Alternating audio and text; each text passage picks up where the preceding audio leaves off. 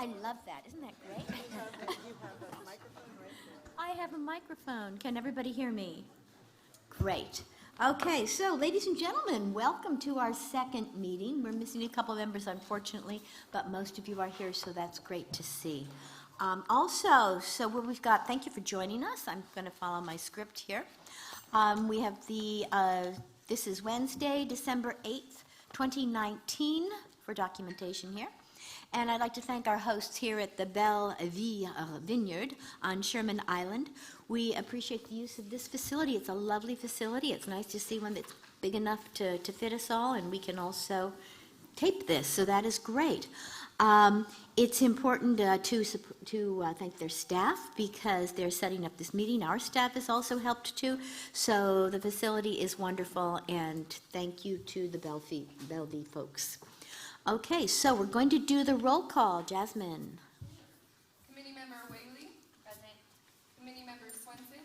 Present. Committee Member Berrigan-Perilla. Present. Committee Member Giacomo. Committee Member Glosser. Here. Committee Member Shia. Here. Committee Member Cosillo. Here. Committee Member Gonzalez-Potter. Committee Member Wallace. Here. Committee Member Cox. Here. Committee Member Yes, Tarango. welcome. We're still on the Committee Member Mann. Here. Committee Member Leavitt. Committee Member Tayeba. Here. Committee Member Lytle. Here. Committee Member Moran. Here. Committee Member Clausen. Committee Member Merlo. Committee Member Worth. Committee Member Hardesty. Here. Okay, so great. Thank you, Jasmine. So now I'd like to formally welcome you. The purpose of the Delta Stakeholder Engagement Committee, the SEC. We need more acronyms, right? Okay, and it is to create a forum for Delta stakeholders to provide input and feedback on technical and engineering issues related to the DCA's current activities.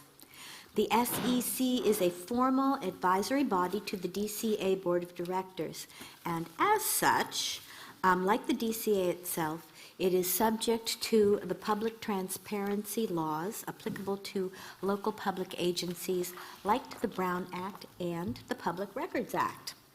So please note, the SEC and its meetings are not part of any California Environmental Quality Act process related to a potential Delta Conveyance project. And that's really important to remember. A lot of people get this mixed up. Okay, I'd also like to introduce a new member, and that is Mike Hardesty, who is at large from Solano. He's also Delta Water Master, and I met you at Aqua meeting this past week. So thank you for being here, and thank you for joining us. Would you please, Mike, would you please introduce yourself a little bit and tell us why you want to be on this group? Well, I'm Mike Hardesty. I'll just give you a little bit of background. My career has been with water management and flood control in the Northwest Delta. I managed Reclamation District 2068 for 40 some odd years.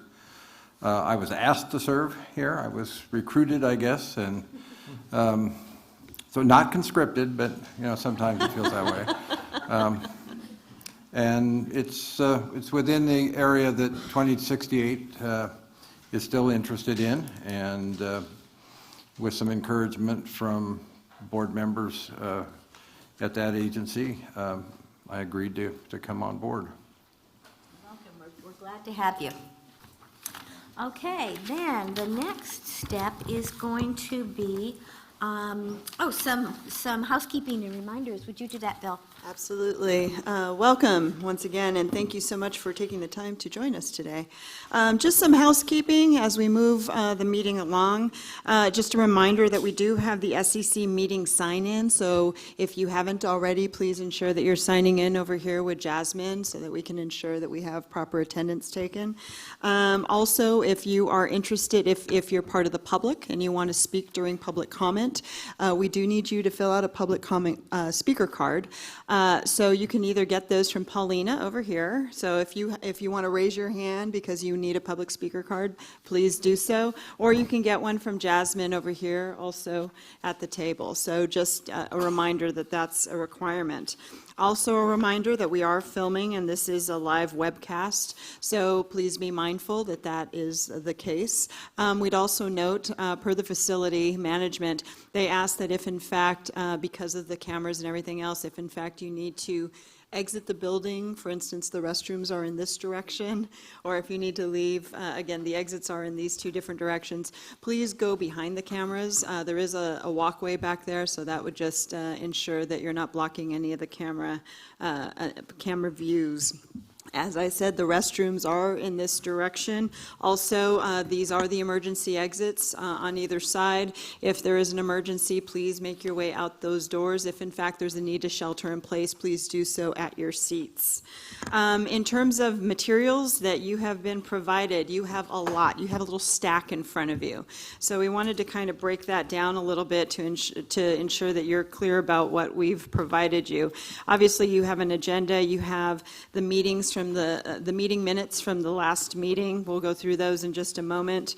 You do have workbooks in front of you that have a number of different elements, including a member contact list, a glossary, some resources regarding CEQA information. The glossary, by the way, was a request by a couple members of the committee. It was a great request because sometimes, as a public agency, we forget that not everyone knows all of our acronyms and our verbiage. So we continue to want to make sure that we're making this as user-friendly and accessible to everyone as possible. And so once that request came in regarding, frankly, it was regarding the NOP, we said, well, heck, if we're going to do that, let's make sure that we create a nice glossary. And this will grow, that glossary will grow, but at least it gives you a running start, so in the event of emergency, you can go to it, and it's alphabetized, obviously.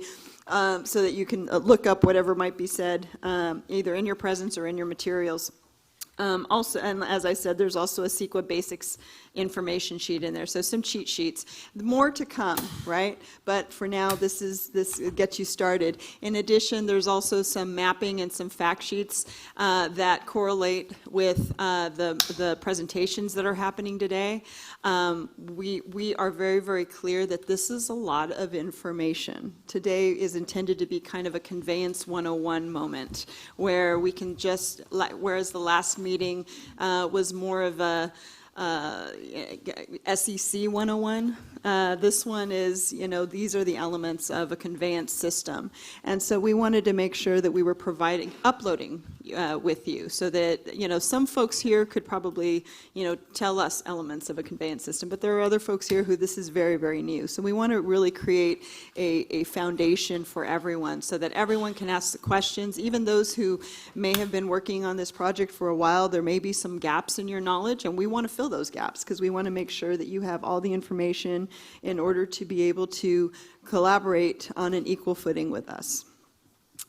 Finally, other little reminders, as the chairwoman said, all meetings are subject to the Brown Act, so there are rules related to that. We can only talk about what's agendized. Meetings are specific to DCA design input and are not part of the CEQA process. The chair will preside over the meeting. The facilitator will guide discussion.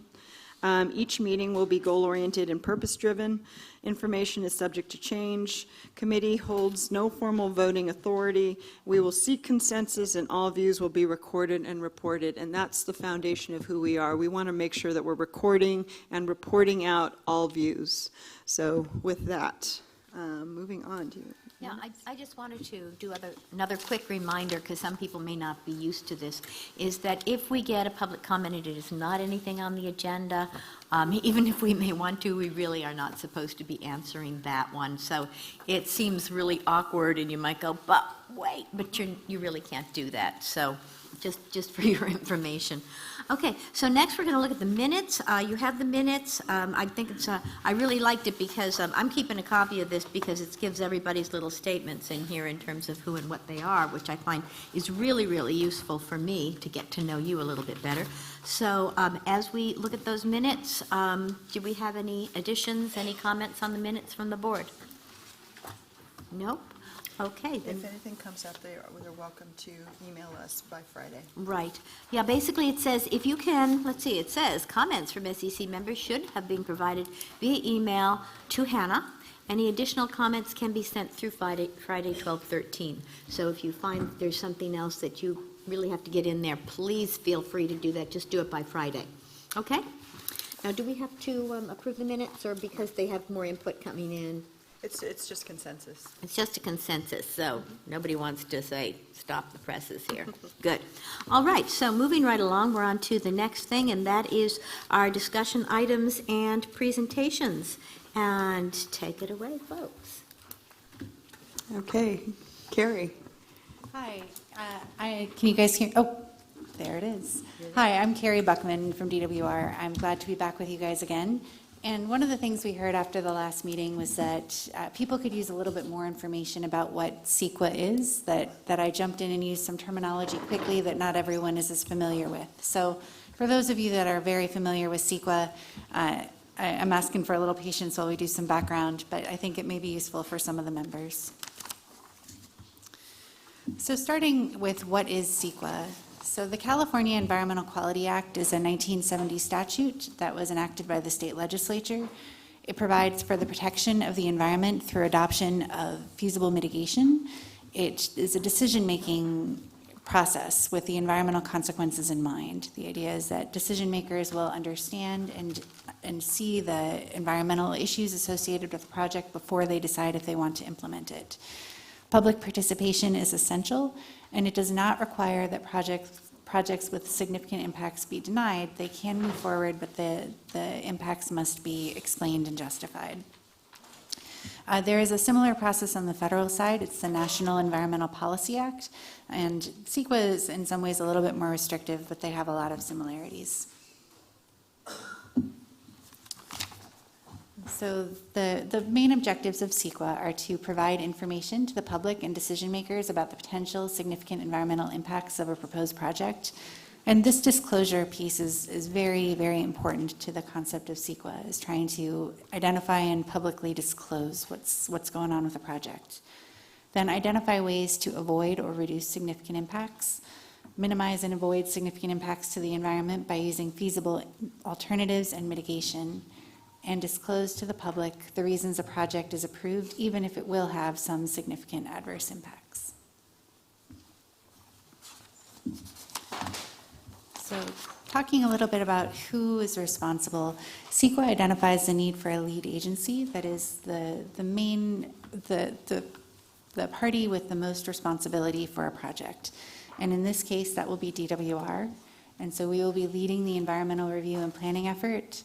We'll comply with CEQA as a lead agency, and we will move forward on preparing an environmental impact report, or EIR. We'll prepare an EIR that complies with the National Environmental Policy Act, because we do expect that federal agencies will come into the process, and we want to make sure we have the information that they might need. And we will be leading CEQA's required public and agency outreach, public participation, and stakeholder engagement activities. There are other agencies that will be involved. CEQA identifies responsible agencies, and those agencies have some need to take an action. Their role just isn't as large as the lead agency, and so typically those are agencies that are involved in permitting a project. There are also trustee agencies identified in CEQA, and that's a very specific role. Those trustee agencies have jurisdiction over natural resources affected by a project, and there are just 4 of them identified within CEQA. There's the Department of Fish and Wildlife that weighs in on projects that could affect fish or wildlife of the state. And I think we lost the screens. Okay, they're coming back. The State Lands Commission looks at any projects that could affect state-owned sovereign lands. Department of Parks and Rec looks at projects that could affect state parks. And the University of California looks at sites within the Natural Land and Water Reserve System. As I mentioned, we are expecting that federal agencies will be involved as well, and so they would need to comply with NEPA and would be involved in the overall environmental process. Some key acronyms that we're using probably throughout this whole process, and as Val mentioned, they are in the workbook. CEQA is the California Environmental Quality Act. NOP is the Notice of Preparation. EIR is the Environmental Impact Report, and the NOD is the Notice of Determination. So this is just a generic process for compliance with CEQA. So there is an action proposed, and then it needs to be decided if that action is a project, and then if the project is subject to CEQA. And then once it is subject to CEQA, there are a list of exemptions that do not need to have additional CEQA documentation. There's a notice of exemption, and that is complete. But if it's not complete, the lead agency may prepare an initial study that helps determine the environmental document required for an agency decision. It could be a negative declaration if there are no significant impacts, a mitigated negative declaration, or an environmental impact report. So after that determination, there would be an effort to prepare the appropriate environmental document, public review, and then either certifying the EIR or adopting the negative declaration or mitigated negative declaration, project approval, findings, and the notice of determination is where the decision is documented that the agency makes on this effort. So this figure shows all of the steps that we'll be going through with Delta Conveyance, and we keep talking about the NOP, and part of the reason that's important is that really kicks off the environmental process, so that's the first step in CEQA for us. So if you look at the top row, we start with the notice of preparation, and then we move into scoping meetings, and this is an orange outreach activity. This is a really important period for the environmental analysis. The NOP will include a proposed project, and it will start this scoping period. After scoping is over, we will have a summary of that scoping and develop an outreach plan that we will use for the rest of the process. We have the orange things on here that are defined CEQA processes, but we will also be doing some additional outreach to complement that on the CEQA side. So moving into the second row, after we receive the feedback through scoping, we will do an alternatives analysis to decide on the reasonable range of alternatives to move forward. We'll define the project and the alternatives. We'll do a lot of technical analysis on those alternatives, and that will lead to an analysis of the environmental impacts and potential mitigation to reduce those effects. So the impact analysis and mitigation requires really a lot of technical steps before that, extensive modeling and environmental impact analysis. So that will lead us to the third row, which is the draft EIR. So based on the impact analysis, we will develop an admin draft EIR, and then a public draft EIR, which is in the dark blue. That again is another important step for formal outreach. And so we will move into the orange steps of the public circulation of the draft EIR and the public hearing. Moving on to the next row, we'll have a selection of a preferred alternative in response to comments, and then developing a final EIR and the notice of determination that documents a decision. So one of the big things I think that we heard after the last meeting is that it's kind of confusing to understand the SEC's role in terms of what fits under engineering and what fits under environmental. And I think that that's something we'll continue to need to discuss as this moves forward, but we did try to put together a flow chart that has some ideas. I mean, generally, the way that we're looking at this is that DWR is doing the environmental planning, and the DCA is doing the engineering, and the SEC is a committee to the DCA. So all of the work that the DCA is doing is where the SEC will be commenting. So to provide a little more information based on this figure, if you start looking at the green row, the DWR team will be starting, we're working, this is the phase we're in right now, this sort of first area, which is the NOP preparation, where we're working to identify a proposed project. And we have to have a proposed project in the NOP as a basis for comments. So it's a starting point for comments. And so the DCA has been working to help support that process of identifying a proposed project. We need to include a little bit of information in the NOP that gives some ideas about what that looks like so that people can respond to that in their public comments. And that's work that we've been requesting from the DCA. This work is still not public, so as you can see, there isn't anything yet on the general public. And the Stakeholder Engagement Committee can't see that information yet until it's public. That will be coming in the notice of preparation, and everyone will be able to see it at that point. So that's why in the meantime, we're working today on material that is sort of pre-NOP, things that are more foundational, getting a better understanding about what it means to, what a Delta Conveyance project might look like, what the facilities might include, and an idea about the drivers that might cite certain facilities. So then we'll move to the circle that is release of the NOP, and we'll move on the green line into scoping. At the same time, if you look up at the DCA engineering team, the DCA will be starting concept engineering on the proposed project. And at that point, you can see the double lines up to the Stakeholder Engagement Committee. That will be an interactive process with this group to talk about some of the features that could avoid or minimize different types of construction impacts. Also, if you look at the bottom, there are scoping meetings in the general public that DWR will be leading, and that will be feeding into the scoping process. Coming out of the green scoping box to the right, that will be alternatives identification. And at that point, again, feeding up into the DCA box, that will be engineering on the remaining alternatives. While we don't have lines here, arrows here going up into the SEC, there should be. That's still a process that will be done cooperatively with the SEC. That will come back and feed into the environmental impact analysis, which, moving to the right, will lead to the draft EIR. Talking through this is probably harder than just looking at it, so I'm hoping that this is helpful in terms of understanding and clarifying roles, but I think I'm getting questions at the end, right? Yes, okay. So please ask me questions if you have some. I'm not going to read through this entire list, but I did want to highlight that in addition to CEQA, we're talking a lot about CEQA now because that is the first step that we're initiating, but we are looking at securing an entire suite of environmental permits for this project. And so this is step one, but there are a lot of involved agencies and different permits that we will be moving forward on. And we're going to do that somewhat concurrently with the CEQA document, but we do need to get CEQA started before we can really start on those permitting efforts in detail.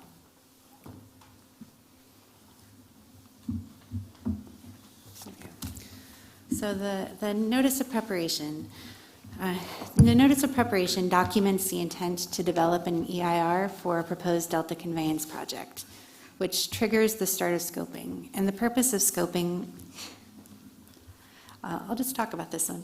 The purpose of scoping is to help us define the scope of the environmental analysis. So we'll get comments on the NOP, and that will help us say, okay, there were a lot of comments in this area. We know we need to do a more in-depth analysis.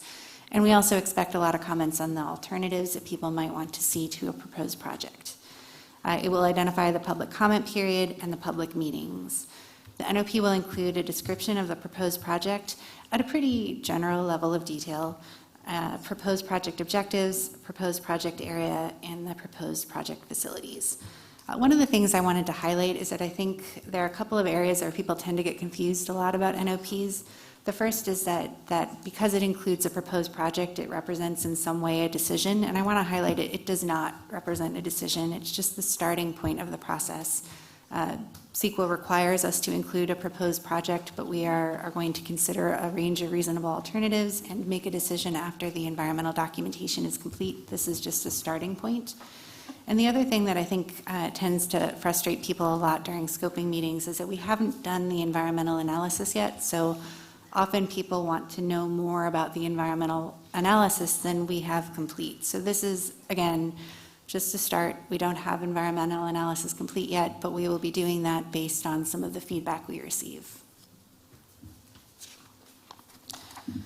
And so I think I showed this slide the last time. It is a long list of environmental resources.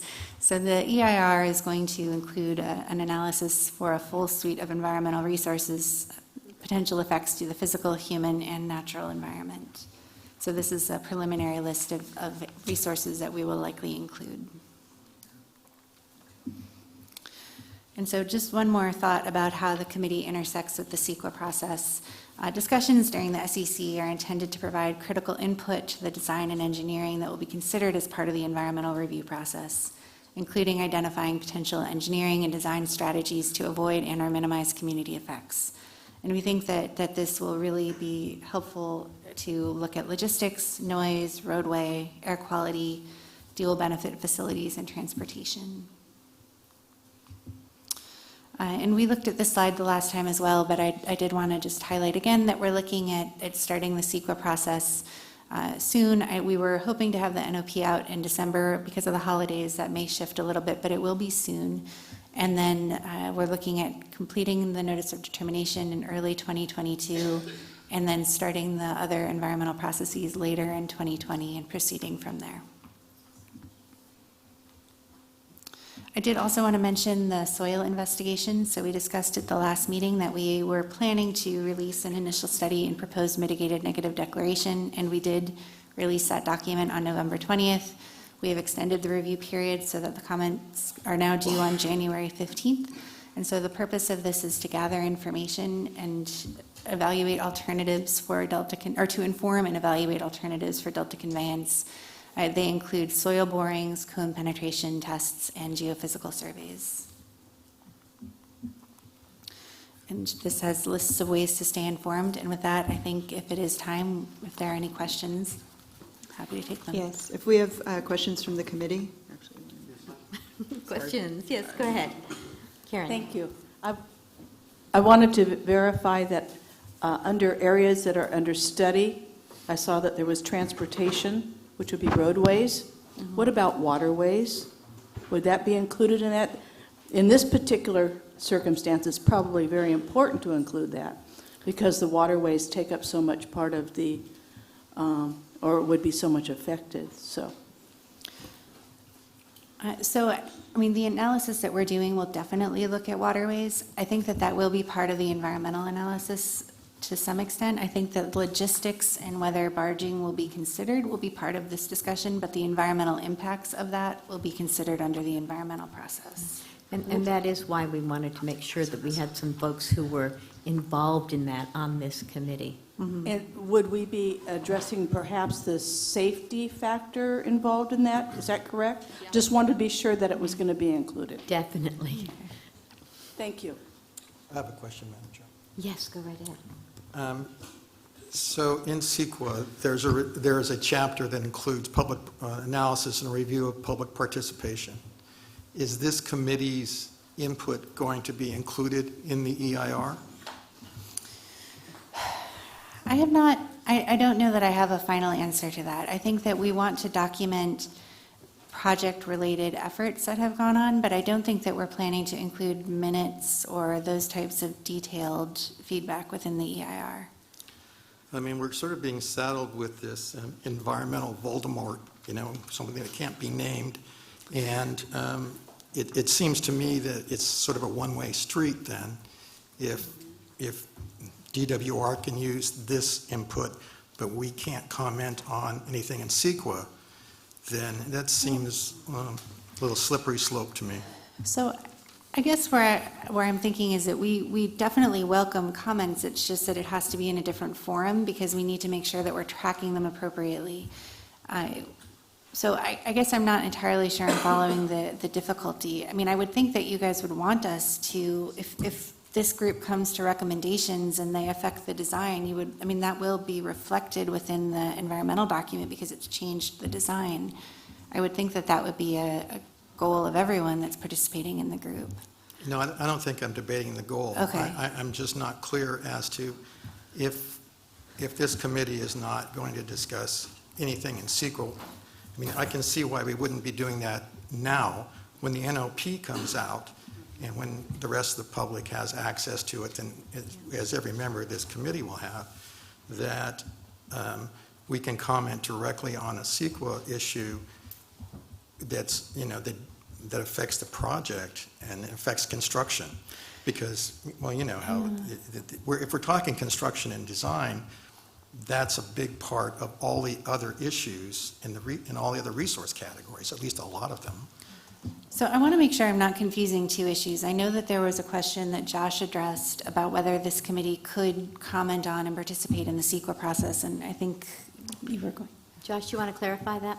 Yeah, so I think we're going to get to it in a little bit more detail shortly, but participation on the SEC doesn't affect any individual SEC members or their representative organization's ability to fully participate in the CEQA process, that would be, of course, be on behalf of that individual or that representative organization, and not on behalf of the DCA or the SEC itself. If I could comment on one thing, Jim, and then you can continue.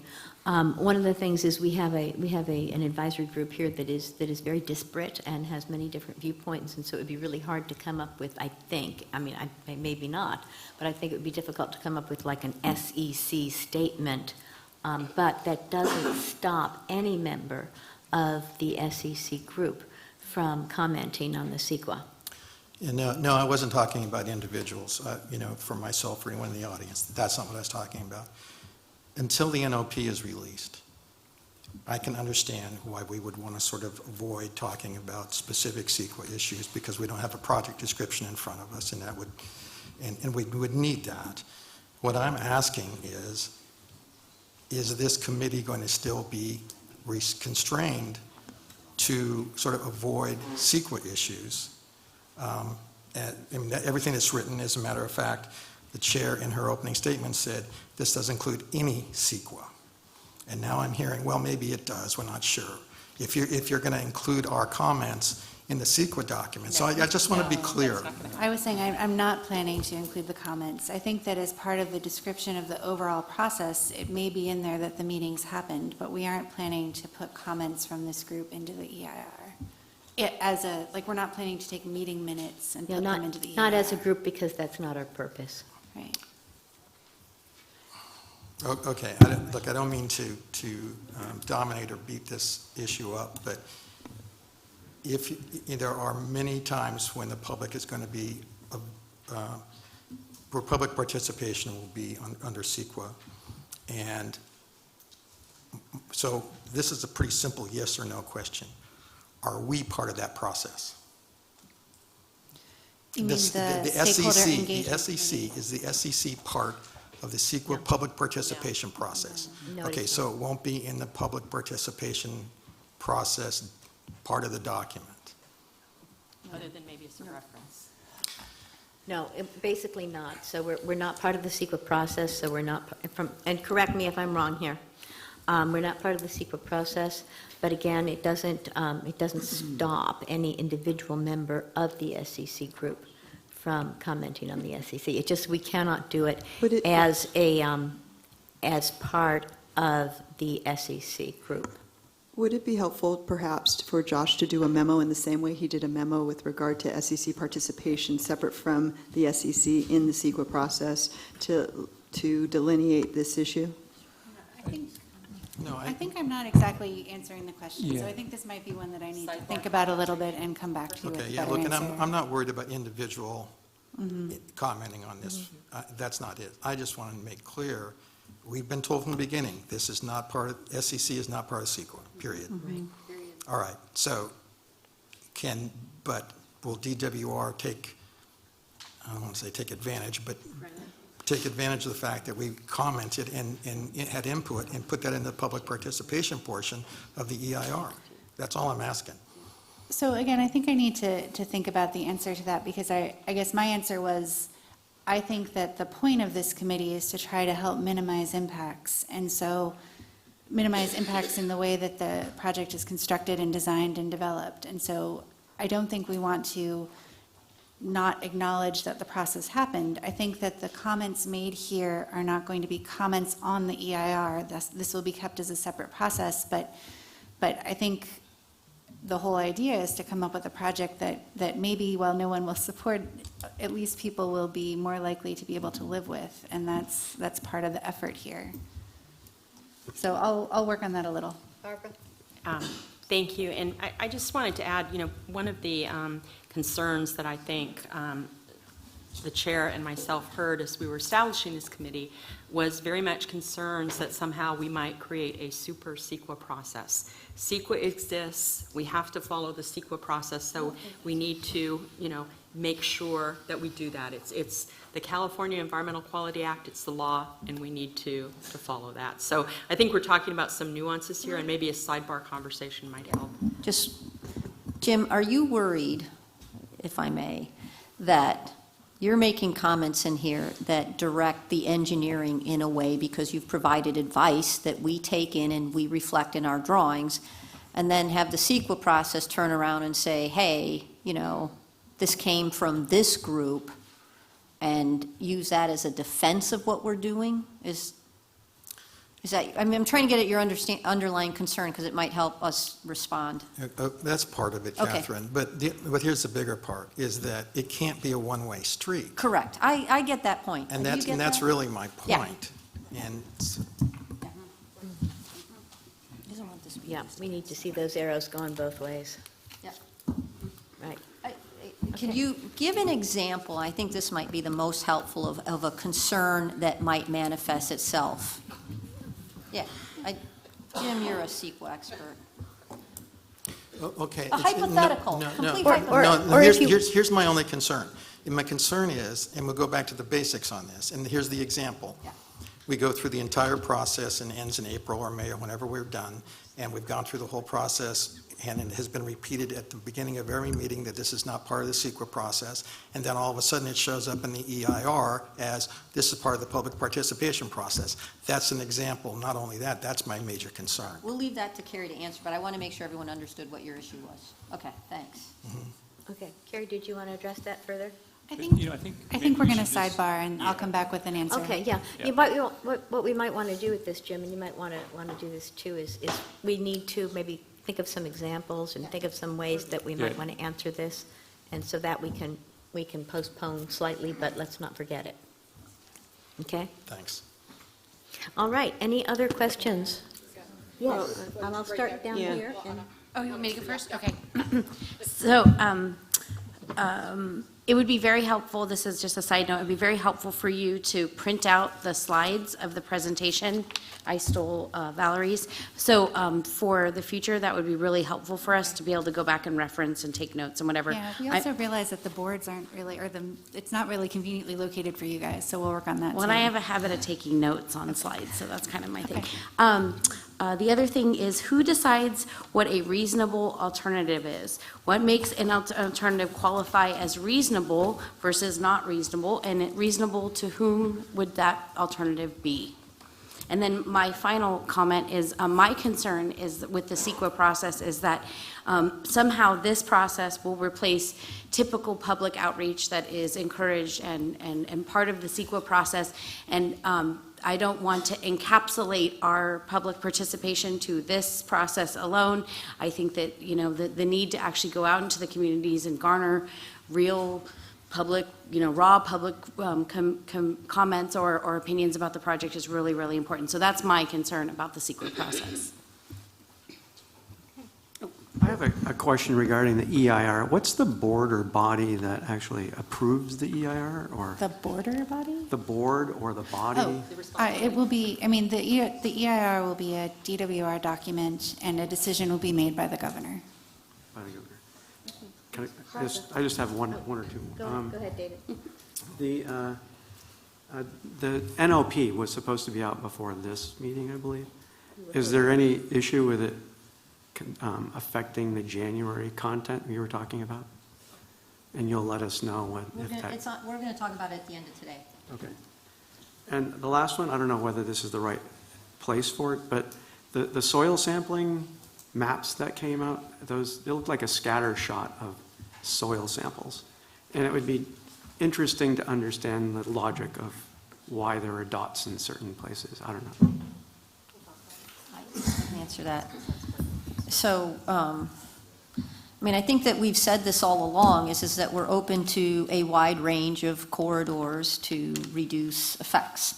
And what we did is we collected all of the historical data in the Delta, and Andrew here, who put a lot of the dots on the map, he's our geotech engineer, those are places where we have some gaps in information to understanding broadly across the entire Delta area what the underground soil conditions are, so that if this committee says, move it this way, I'm not running out and going and getting some boreholes, or maybe it should be way over here, right? So what we're trying to do is go back to the foundation and fundamental information, collecting broad information across the Delta. So as you notice on these maps, we've got, and we'll go through this later, you're seeing information across the delta as to not be, to allow us to evaluate different routes very easily with all the information. So that's why it was broad.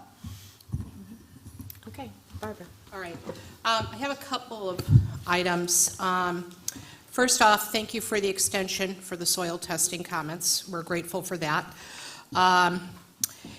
Also, thank you for including in the presentation today that you will be looking at water quality impacts related to construction. Thank you for getting that in there. About the maps and the scatter shot on the maps, I was asked if you could consider putting in coordinate markers, because it would help the people in the reclamation districts be able to track impacts on levees. They'll help them, I think, be more accurate in responding to you. So if that's something that can work into the future, that would be great. Not to beat a dead horse, but going back a little bit to the CEQA questions that Jim raised, I'm beyond concerned about if our participation is going to be reported in the EIR. What we really don't want to see is that it becomes used as a reason to interrupt due process rights. I'm sitting here in good faith trying my best to work with you, and maybe things will work. That would be great. But if they don't, and, I'm looking at this like a contract negotiation, okay? Then we have to be able to preserve our due process rights. And what we don't want to see is that we're going to get bludgeoned or hammered for having participated. So if there's a way to help clarify that in writing, that would be greatly appreciated. Okay, I think that I'm following. I think my confusion is that on one hand, I don't think we want to sort of hide that this process went on, within the EIR. I think we want to acknowledge it and have it in there, but I understand the not wanting to use it against you or limit you in any way. So let me try to figure out a way to describe that and make sure that you guys are comfortable with it. That would be greatly appreciated. Okay. My other question is that I can imagine between soil testing and field work that you're going to find problems along the way in the Delta, existing problems. Because let's face it, we have issues in the Delta, we have challenges, we have water quality challenges. My question is, will DWR be releasing that information in a real-time basis? Because one thing that I'm worried about is you're going to be more involved in what's happening on the ground in the Delta in greater detail than has ever been done before by a public agency. And if you discover a problem that can be fixed or remedied in real time, I don't want our people or environmental health impacted because we're living through it through 15 or 20 years of construction. So that's something that I'm also looking for in feedback on how that plays out with design from the DCA and from DWR. Okay. May I ask a dumb question? Go right ahead. There's, Thank yes, there are, but that's Thank okay. you. This goes probably towards you, Catherine, because you're an engineer and I'm not. I'm just an appraiser.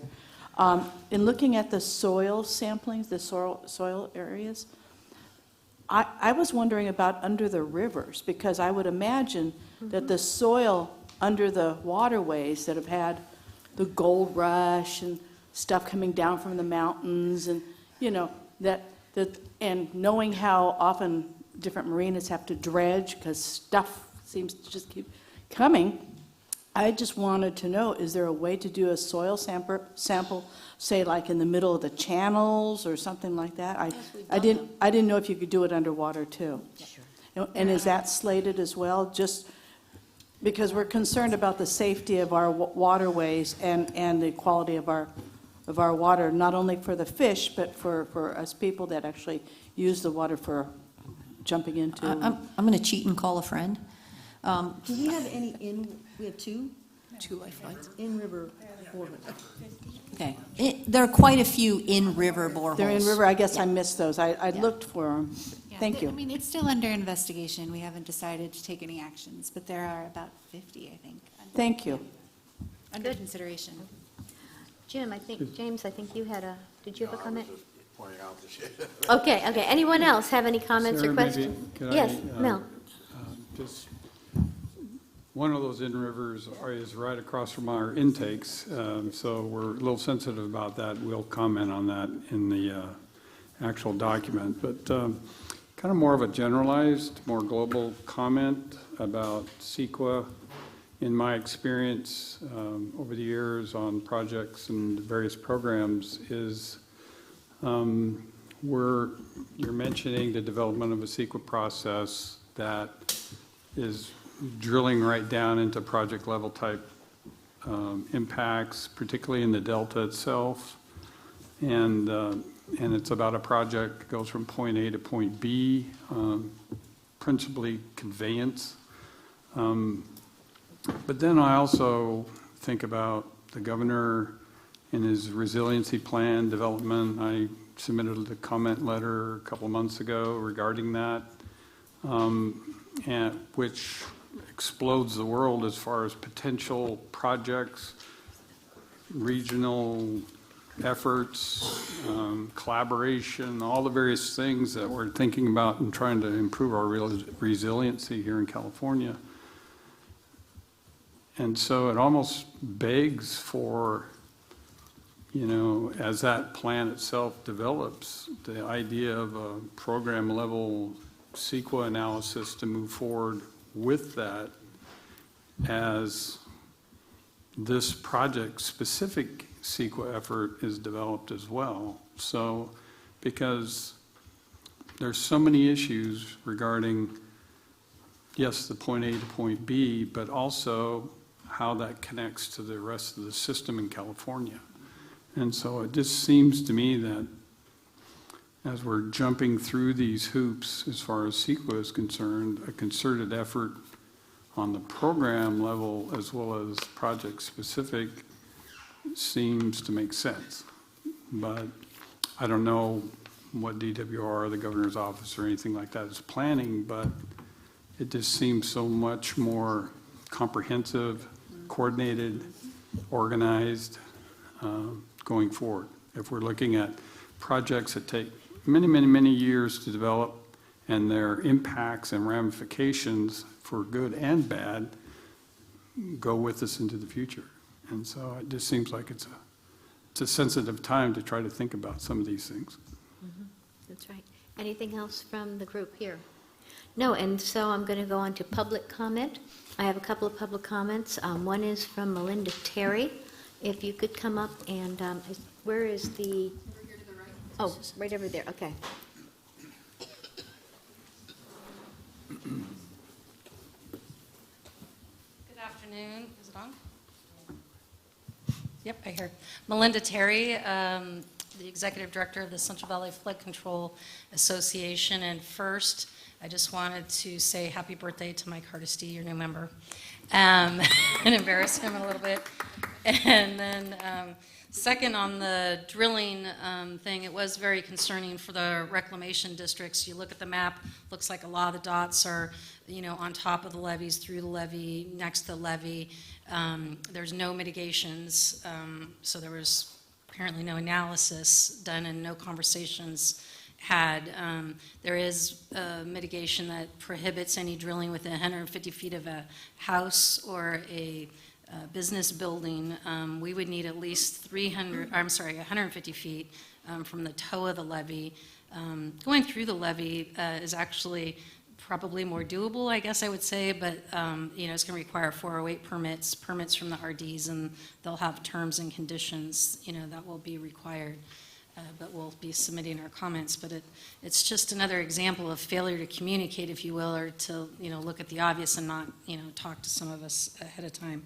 On the CEQA issue, it is very concerning. There are lots of I's to dot and T's to cross when you're doing CEQA as a lead agency. That's a lot of what it is. And one of those requirements is that you have to conduct a stakeholder outreach process for your EIR and about the mitigations. This group is prohibited from talking about these mitigations.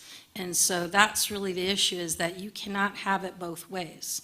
You can't say you're prohibited from talking about the CEQA process and those mitigations that would be important to these folks at the table, and then again, one of the I's that has to be dotted is there's a section in that EIR document that says, here's our outreach we did, and then include these people. They are not part of that process.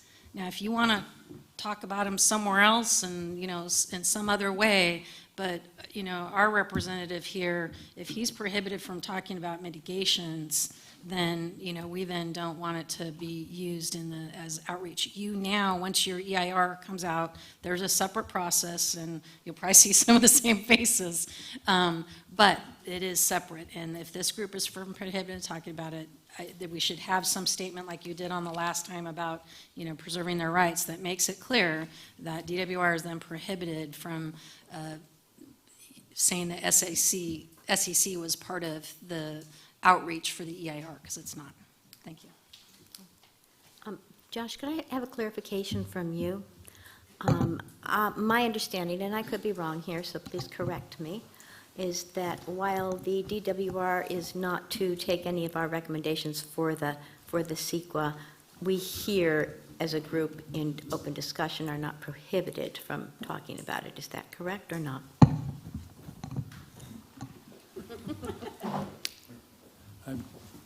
So I think what'll be important is that all the SEC discussions stay within the subject matter of the topic that's before them. And so to the extent that that may be something that they also want to comment on in the CEQA process, that wouldn't be an issue. It would just be ensuring that we stay within our subject matter area. Okay, but if something, say, we're talking about, you know, siting of, say, a shaft or something like that, I mean, obviously we can address whatever issue we need to come up to with that consideration. Yes, again, as long as it's within the, you know, what we're talking about as far as those construction effects and drivers. Okay, fine, thank you. Yes, go ahead. Okay, so I'm thinking if this group has reached certain level of consensus, and we have an idea, can you recommend a channel or body that we can present our view to? Josh, that might be another question for one of you. So I do want to highlight that DWR is having a separate CEQA public involvement process. So we will have a formal scoping process after the NOP comes out. We will have a formal process to make public comments on the draft EIR. And those are both great places for any comments to be made to make sure that they're formally in the record. In addition, we are planning public outreach steps in between so that we continue to have public involvement. We are not counting only on this body to provide that outreach. Yeah, they have their own separate outreach as well. Yes. Okay, so let's continue. We have more public comment. Deirdre Desjardins, it is good to see you again.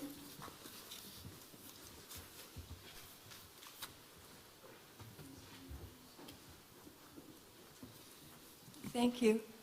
Deirdre Desjardins with California Water Research.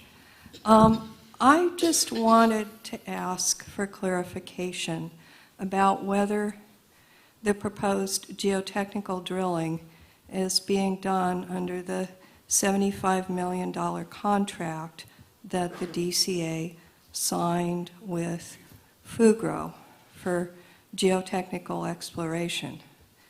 Because it's being represented that this is all being done by DWR, and there's no reference to this contract. Secondly, I do have concerns, having looked at where the drilling is. I've asked previously that the plans, associated plans for the facilities be disclosed. It's very clear there's concentrations of points in the locations of the water fix intakes and also on Bolden Island where the project formerly known as water fix facilities were to be located. And from my knowledge of geotechnical drilling, it's not done randomly in the Delta without some kind of facility plans. These holes are very expensive and to drill, particularly the deep ones that go down 200 feet. So I requested before that those be disclosed. Thank you. Thank you. We have one more comment on this, OSHA Meserve. Good afternoon. I'm OSHA Meserve, here for local agencies of the North Delta for making this comment. I heard a question which I think is on the agenda, which I think should get an answer. I heard Anna ask about who gets to determine what the reasonable range of alternatives is. So I just want to make sure that at some point her question gets answered because I think it was an important one. I also heard earlier that the governor will certify the EIR. Actually, DWR certifies the EIR for this project if the past is any indication. So just to clarify that point. I think, I've been practicing CEQA, for in my practice for about 20 years, and I think that it's a little bit of I think the reason why you guys are having a problem trying to define what this committee is doing is because community impacts and the human environmental measures, that would be at issue here are the very same things that CEQA looks at. Noise, traffic, air quality, aesthetics, all these things. And so there isn't really a separate thing that's called engineering, So I don't know how it should be resolved, but I think it's a real issue where you have, as has been pointed out, the agenda is saying this is not about CEQA, and yet this process obviously will inform CEQA, and I think the concern that many of us have is just how will that be characterized? Because the other thing that hasn't been mentioned is in the prior EIR for the Twin Tunnel project, there was this whole appendix, which was about public participation, and I think many of the members of this committee would be disappointed to see discussions of how wonderful the public participation process was and how they were a big part of that when at the very outset of this meeting, which is not reflected in the minutes, by the way, many of these same members said that they were opposed to this project as they understood it, a single tunnel project.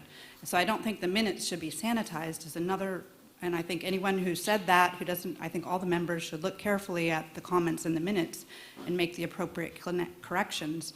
Because I also heard, which was another kind of sanitized, when I heard your board members report back to the JPA last month, they talked about what a wonderful group of people it was and how, they might support the project. And so I was kind of aghast not having been to the first meeting, and again, I'm not mean to put words in your mouth, you should listen to everything yourself, but the characterization that went back to this board of the JPA, I did not feel reflected what I understood the meeting to be about and what the people were saying. So I think there's a lot of trepidation. I think it's well placed to participate in this committee.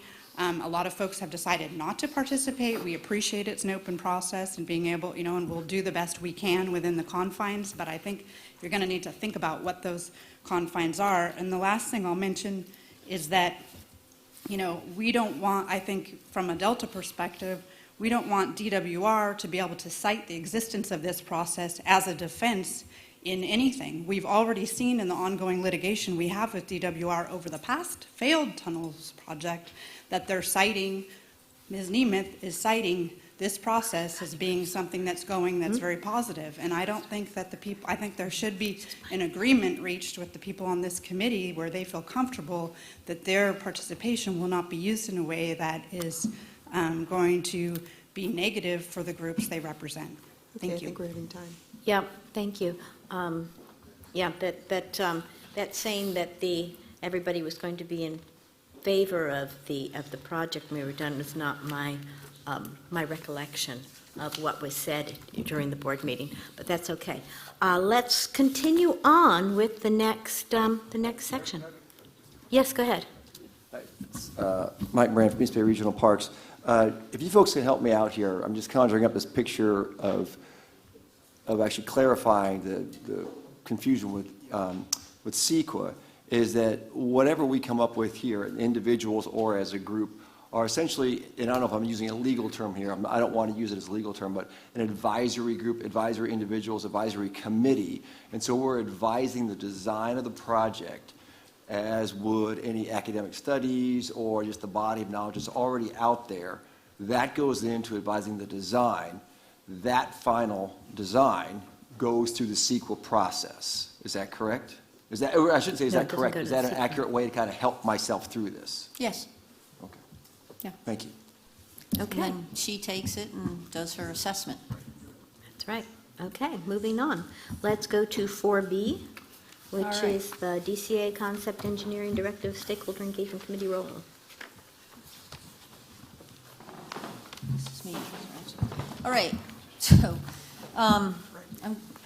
I think we'll have some follow-up on these questions, and we'll add that to agenda next meeting so that we get clarification.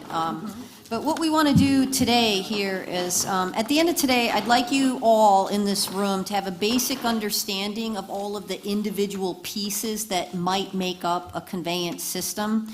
We want you to understand what their purpose is, what the component pieces are, and give you an introduction about the kind of space that might be needed for construction, and where we, how we think about siting facilities. One of the things that you see around the room is a bunch of maps here, so folks who like maps will enjoy today. On those maps that will also get presented, this is the same information that we, as the DCA, think about when we site facilities. So each of these maps represent the delta and a specific issue, and how that issue might play into how you might site a facility. And you'll learn more about that as we get to that section of it. So somebody last week asked a question, I can't remember who it was, but asked how many of us have been out in the Delta for more than, I think, 5 minutes? And 5 hours. 5 hours. That point was not lost on me at all. And in the past 3 to 4 months, the DCA team has gone on fishing expeditions out in the Delta. We've gone on geologic boat trips, an evening crane flights session, historic tour of the Delta. And Phil, who will be doing the presentation on the individual components of facilities, he shared a glass of pear cider at the Hemley home in Hood. They were gracious hosts of our team. So I just want you to know that we are doing our best to understand the Delta and how that affects the way that we think about designing the facilities and locating the facilities, and think of yourselves as people who are going to help us fill some of the gaps in our knowledge. That's really what we're trying to do here. So that the documents that get produced that really are the definition of the project that we hand over to Carrie's team so that she can start the analysis represent an understanding of the Delta and an understanding of some of the concerns of people in this room and the people that you reach out to. The CEQA process may turn the whole thing upside down. You know, who knows what will happen in the CEQA process, and it's not my job to predict it. My job here is to share the information that we've collected and how we're thinking about it, and offer you an opportunity to give us feedback about what you may like, not like, things that we should reconsider, things that we may not have, that we may have missed because we don't live in the Delta and we don't know it as well as you all do. So I hope that kind of clarifies just a little bit what we'll be asking for you. So I want to start and introduce Phil Ryan, who I will hand the clicker over to. Phil here.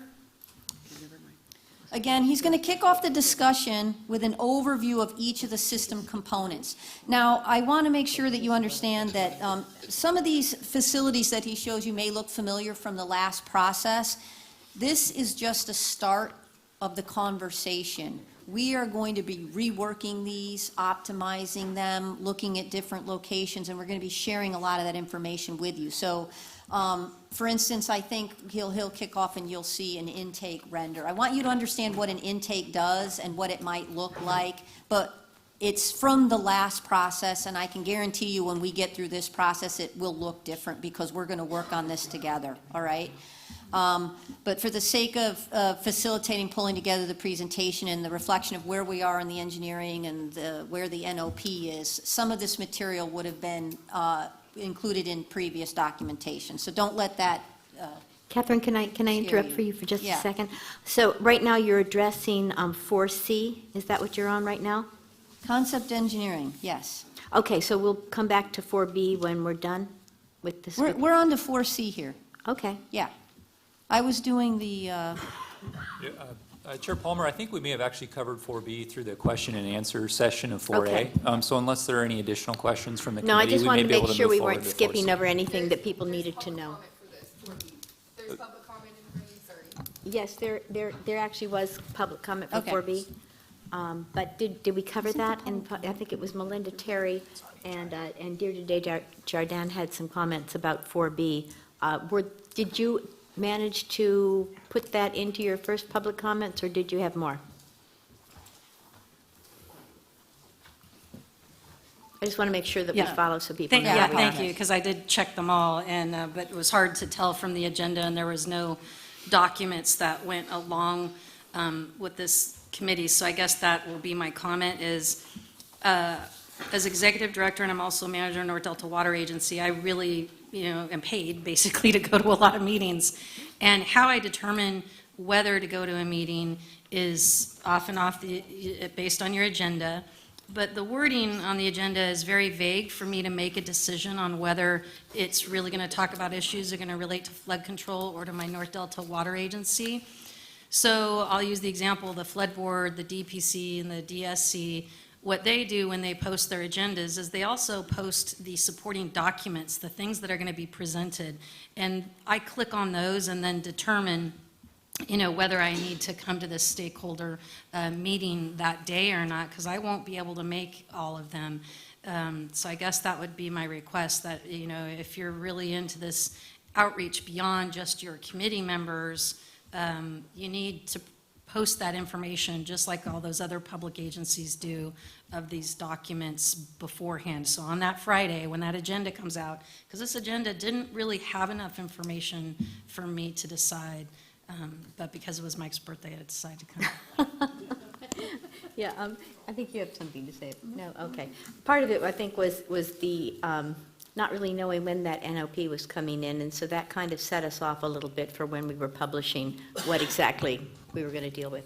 And there was a staff report on 4B in the packet. Yes, yes, there was. So that's why I wanted to make sure that people could, so that was Melinda. We had also Deirdre Desjardins also had a comment for 4B, or was that answered before? No, go ahead. No, I had a few more comments. So one, this packet that you provided of Introduction to Delta Conveyance System and Siting Drivers, it would be very helpful if this actually was provided ahead of time so people could look through it and not just at the meeting. I did notice that there's a picture here of the water fix intake design, which is on the same footprint, which again indicates a design that was converged on in the previous project, but as I've repeatedly said, without any of the adequate hydraulic analysis to show that an intake this long would actually work. And I know for a fact, because I talked with them, that CDFW also had concerns about not having the fundamental field studies. So again, I continue to raise the concern that there's components of the previous project. There's clearly siting, the drilling thing shows siting for the previous project. And I'm concerned that this process is going to continue the way the previous project was. And if you went and looked at the internal engineering memos, the facility configuration was largely decided before they ever got to an admin draft even of CEQA. So I would hope that there could be real input through this process about things like intake lot design and intake location, which has a huge impact on Delta communities. Thank you. Thank you. Okay. One thing I'm going to note is that we are running a little late Yeah. on time, so Yeah. we really do Okay. kind of want to Okay. be mindful of that. Then, Catherine, I apologize for interrupting you. Go I'm right ahead. sorry. My apologies. No, my apologies, I spoke too soon. All right, so just, before we get started, I guess what I just want to reiterate is that, I don't want us to all sit here and pretend that we're not looking at a single tunnel conveyance system, which would start somewhere in the northern part of the Delta, and with intakes and connect down into the southern part of the system of the state project water. That's what the governor's asked us to do, so that's what we're looking at. This is a proposed project. It's, sometimes we won't say proposed because we'll slip, but just so that you know, this is a proposed project, these are proposed facilities, and the point here is not to, the point of showing these is just to get a foundation. What's an intake? What's there? How big might it be? So that as we get into the details of it and really work through what it might look like and where it is, that you've got this basic foundation. And this is an easy thing for us to do without the notice of preparation out, okay? So hopefully that sets the stage for Phil to come on up and start the discussion on the individual component pieces of the conveyance system. I also want to raise the awareness of the committee that your workbooks, your binders that you have will be, if you want to follow the bouncing ball with all of the different renderings and fact sheets and everything else, it is in your binder under component features. So it's going to be hard to see some of this on a PowerPoint, so you definitely are going to want to kind of break out your binders. And for the public, there are copies of everything at the front if you didn't pick one up. Hit it, Bill. Okay, am I live? My mic's live? Okay. Well, as Catherine said, I'm Phil Ryan with the DCA. I'm going to give you a quick overview of the system. Those of you who are really close, I might encourage you to take some of the empty chairs if you don't want me talking right over the top of you. So we're going to start off the Delta Uh-oh, I'm having the same problem Carrie had, it looks like. Yeah, it's funny how it's up on the side ones, but it's coming back. Okay. So the Delta conveyance system is generally would include these various facilities from the intakes to the South Delta, as Catherine mentioned, with a couple of key supporting facilities. I'm going to give you a real high-level overview and then go through each one in a little bit more detail not about their specific details for the project, but about what they would or could be, just so we're on a common plane of understanding of, what is an intake, what is an intermediate forebay, how does a tunnel get built, that kind of things, but not specific to any proposed action. So we're going to start off with a quick animation, so you bear with us because it's a cool animation. It doesn't load right out of PowerPoint. And Claudia's going to bring it up here. So we're going to talk about the Delta conveyance flows, and I'm going to really start at the back level. So the water flow starts in the mountains, the Sierras and the Cascades in the north, flows down from the mountains into the river system. The federal project is mainly off the Sacramento River from Shasta Dam up in Redding, and the state water project is mainly off the Feather River feeding into Oroville Dam. That flow comes together, the Feather flows into the Sacramento, so by the time we get down to the Delta, it's all in the Sacramento River system. And it travels to south through the Delta to the state and federal pumps that are down in the South Delta area. So what the Delta conveyance system might do then is to add a system that diverts the flows in the North Delta through the series of facilities and takes that flow down to the same locations as the state and federal pumps, mainly to the state pumps. It's possible we could be providing a connection to the federal pumps as well, but the state pumps is really the focus. Now, I want to be clear. Both systems will still be in place. The still water will still flow through the Delta to the South Delta pumps and through the new facility, and that depends on a bunch of operational rules and such that, to be honest with you, I don't completely understand as an engineer. The operations people go through that. But both systems will function as long as possible. So then that water flows down to the south. So let's start at the beginning. Again, as somebody mentioned, this is the intakes generally shown from the old project. Water flows out of the river through the fish screens at the intakes and through the basins, the sedimentation basins, take the sediment out of the water. I'll go through this in a little bit more detail. There's some control gates that enters the tunnel.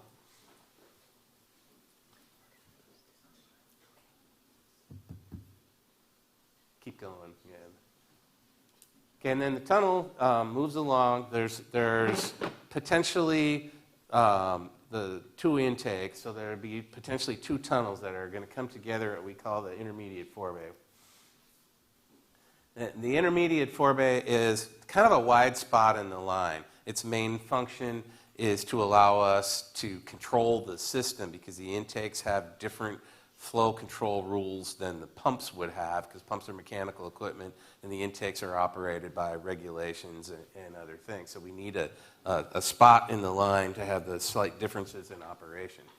So now you've heard that the project is, a single tunnel. So I'm going to start the tunnel here. The tunnel would start in a shaft and go down the tunnel boring machine, then would construct the tunnel. It's basically a big pipe, pretty deep underground.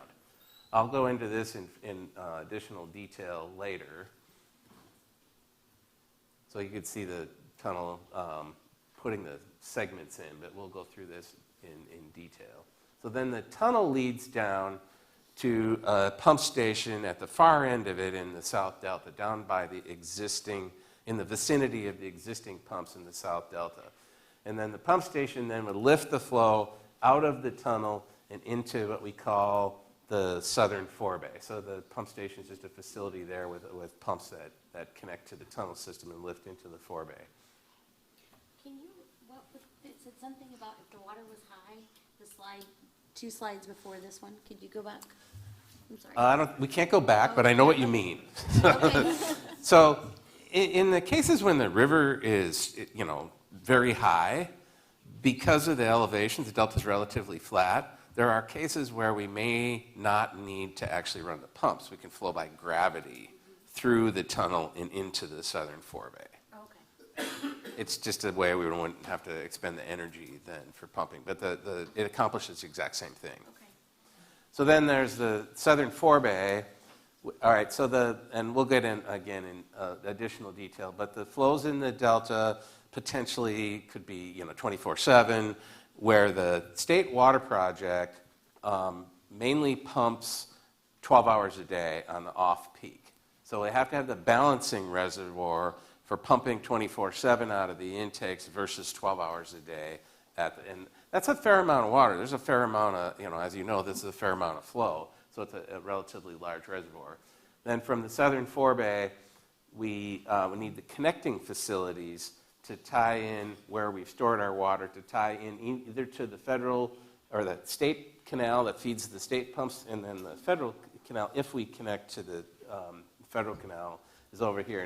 Now, there's no footprint or anything for that because those facilities really have not been conceptualized at any level of detail at this point. It's just an area we know we have to get there, and that's one of the things we'll be working on as we move forward in the progress. So kind of in summary, the system would integrate those 7 major facilities to provide the reliable water supply for the state water project to give us flood resiliency and seismic resiliency. So now we're back to the PowerPoint, and I'll try and go through each of these facilities in a little bit more detail.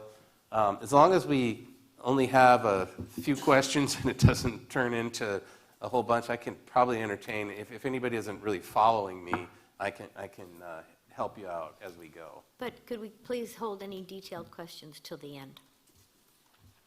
Okay, so let's start with the intakes. The purpose of the intakes is to divert the water from the water source. In this case, it would be the Sacramento River.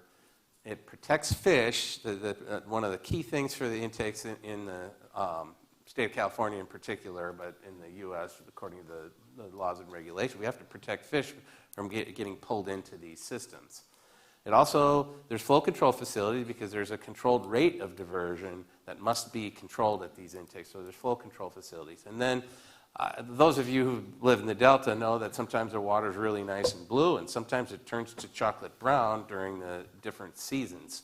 So that sediment has to be captured when we divert it. We can't keep the sediment out. We can't screen it out. It's going to go through the fish screens, and it's going to be in our system. And we need to settle that immediately before it gets dispersed through a 40-mile tunnel system where it's impossible to deal with. So you have to capture it at the source. So these all, and then obviously the intakes, if they're sited in an area with a flood control levee, that absolutely has to be preserved. That's one of the key features in designing the intakes. So this is a typical plan. Again, it is the site plan from before, just to give you an idea. The screens along the river, the footprint area for the setted basins, and then the ability to remove the sediment. And then during construction, there's going to be an area. This is an idealized site. They're all going to be different depending on where one would be selected.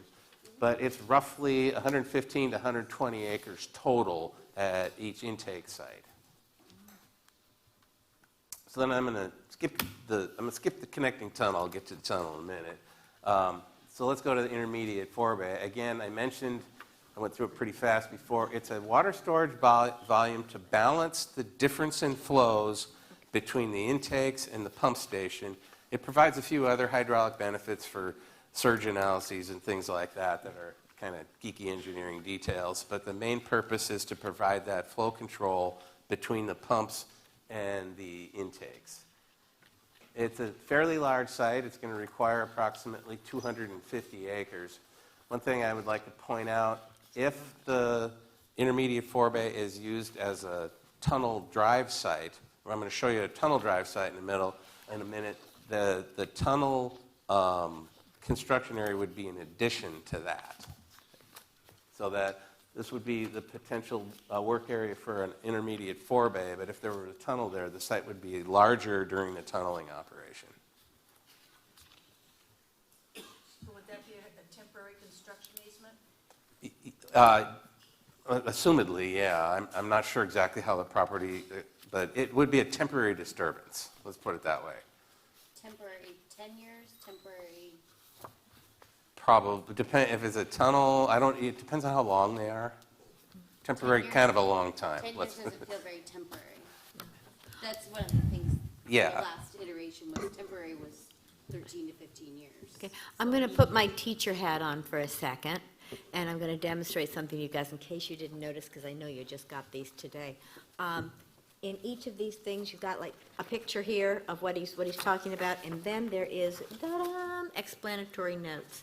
So behind several of these things, you've got, and then explanatory notes about the intermediate forebays.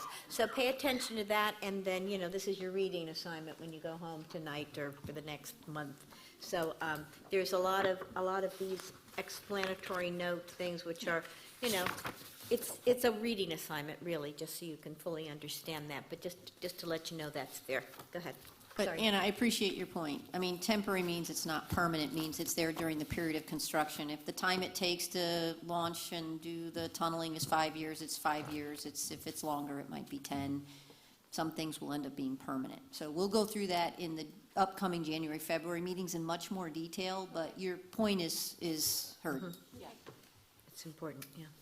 Okay, moving ahead to the tunnels. So the tunnels have a few components. We'll start with the tunnel launch shaft.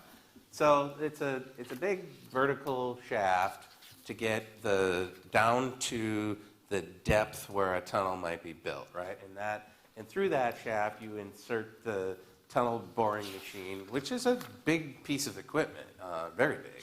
And it's got all sorts of trailing gear of supporting features that go in as you push it in and start to set the segments. All this stuff goes in behind it. And I'll get into that in a little bit more detail in a minute. But so that's the launch shaft is the starting location. The key to the launch shaft, though, is this is where all the the segments go in, the workers go in, the tunnel boring machine goes in, and the reusable tunnel material, the stuff we excavate from the face, that's where it comes out. There's a lot of activity at a tunnel launch shaft, so these are more significant locations. So as I mentioned, since there's a lot going on, you'd store the segments.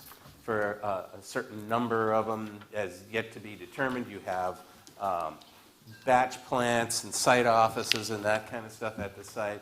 Now, we show the reusable tunnel material storage area on this site here. That hasn't been decided exactly where this stuff goes or what it'll be, but the tunnel is going to create a large amount of excess material. So these sites are in the vicinity of the larger ones of about 450 acres potentially. Again, it's going to depend on how long the drives are and that kind of thing. So let's 450 acres of basically piles of tunnel muck. And right? segments. And So the tunnel muck isn't the whole 450 acres. There's a large segment yard for several months worth of segments to hold out in advance. Pipe segments. Well, I'm going to show you exactly what segments are here in a second. I'm more worried about the muck pile. So Yeah. does that material go back? Like, what happens to that material? It's that you said reusable. It's going to be a topic of discussion in one of our future meetings. Okay. So Okay. we'll get you volumes and we'll look at what Okay. we could do with it, and this is an area where you guys can provide a lot of feedback. Yeah, Okay. we're working Your on input that. is needed. Okay, so this is another animation of a tunnel boring machine, just so everybody gets a handle or an idea of how this really works.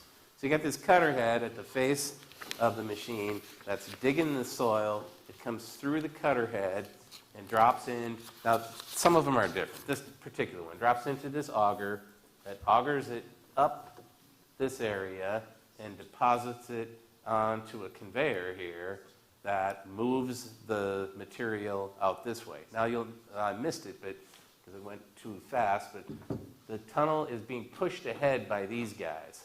So when it gets ahead, those pull back, you put the next set of segments in, and then it pushes ahead again to continue the tunnel boring.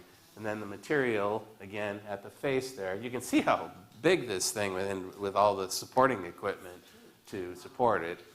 So then so here's again the reusable tunnel material coming out on, now this particular one is a conveyor belt. It can be a train. There's other ways that it's moved out of the tunnel area, probably a conveyor inside the machine, but it might be hauled back to several miles in different carrying features.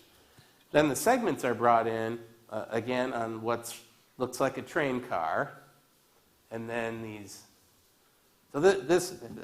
our tunnel guy helped me here. This video is a little slow, but tunneling's a slow process.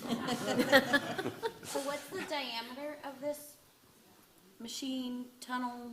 You know, this is just an animation of a typical one. I don't know what it's big. It's similar to what we're talking about here. We haven't determined that yet. Well, we don't know how big our tunnel Yeah. would be. As a reminder, we don't have a project yet because the NOP has not come out. So No, but this would be similar in size to something Yeah. that we might need for this program. So I think this is very representative. It's not our particular tunnel, obviously, but it's representative of what's going to be happening This is on the the type of ground. technology that, yeah, absolutely, that would. 40 foot?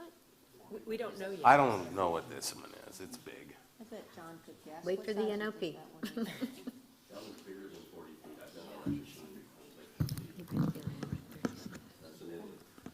What do you think it is, 45? That one, Okay. this particular video might be 50 foot, for reference, plus or minus. See, it's a good thing that tunneling is slow. We can talk about it while it's still going. So anyway, you can see how each segment gets placed. The rams go back up against them, and then the next set gets pulled back. I don't know if it's going to be that one. It might be a different one. They put that piece in, and keep going.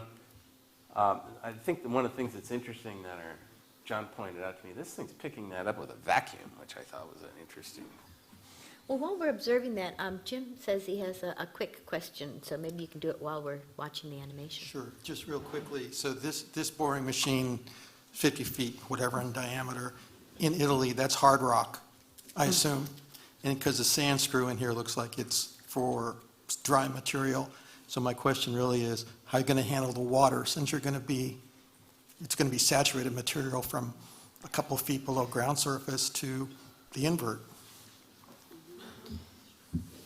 We're going to have, in a future session, we're going to take a deep dive into tunneling. So if you don't mind that we hold a whole bunch of questions for this here really is just to set the stage of what type of operation will be happening and what it might look like. But we definitely will cover all of those details in the tunnel session. Yeah, so that muck movement I showed might be different under different tunneling conditions.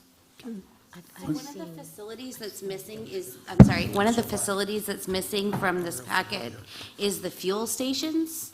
We know that you're going to have places in the Delta, so we would like explicit detail on what those fuel stations will look like, whether temporary or permanent. Are they, tanks that are going to be buried under the ground? Are they going to be above tanks? What's the proximity to schools, people, that kind of stuff? What safety operations are going to be used to make sure that there's no contamination from that? But I don't see anything about fueling stations. So we can move this along. I think right we'll just go through this construction type of thing, see what's there, because that type of siting is what we're going to be discussing. Right. It's a good point. So again, on the retrieval shaft, the shaft is essentially, it's very similar to the launch shaft, except for this shaft, you'll notice, doesn't have all the supporting infrastructure around it, because this is basically when the tunnel gets to the end, you pull the machine out at this location, and then the shaft, in many cases, might be left as a vent on the system. In some tunnels, they're filled in and closed up, too. So again, these shaft sites are a lot smaller, and they're only about 4 acres, mainly with the fill required to keep it high enough for flood levels. So moving on through the pumping, through the tunnel into the pumping plant. So the purpose of the pumping plant, as I mentioned before, is to lift the water up from the tunnel into a new southern forebay.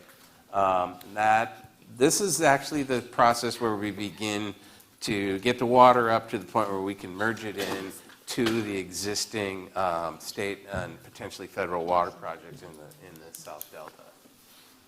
So the tunnel would be at the north end of the southern or the pump station, excuse me, and it takes the construction area for the pump station is about 25 acres around that site. Now it's kind of encapsulated in the southern forebay site as well. So let's talk about the southern forebay. Again, I mentioned, and I'll go over it again just to make sure everybody gets it, the intakes pump 24/7, or there could be some variations with tidal depending on the water levels.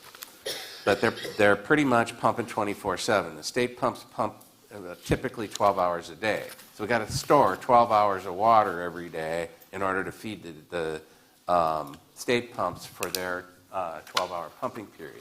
That turns out to be a fairly large area at the flows we're talking about, so you end up with a pretty good-sized reservoir. But this is the balance where for daily storage.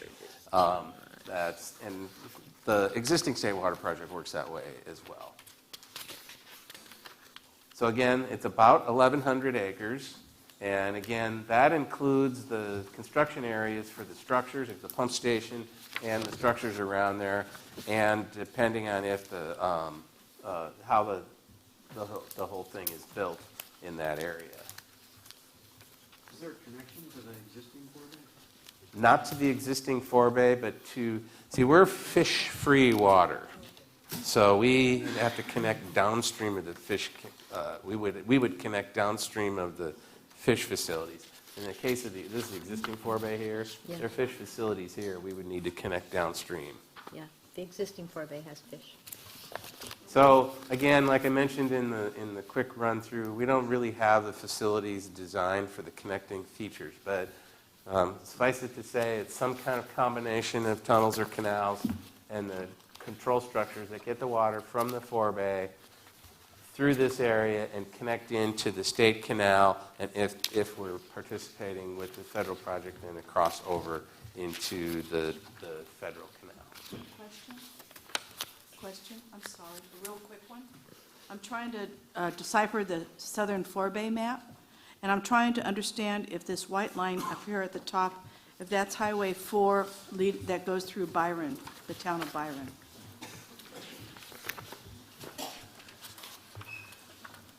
Oh, with the, Because Clifton Forebay is right here. and then on number 37.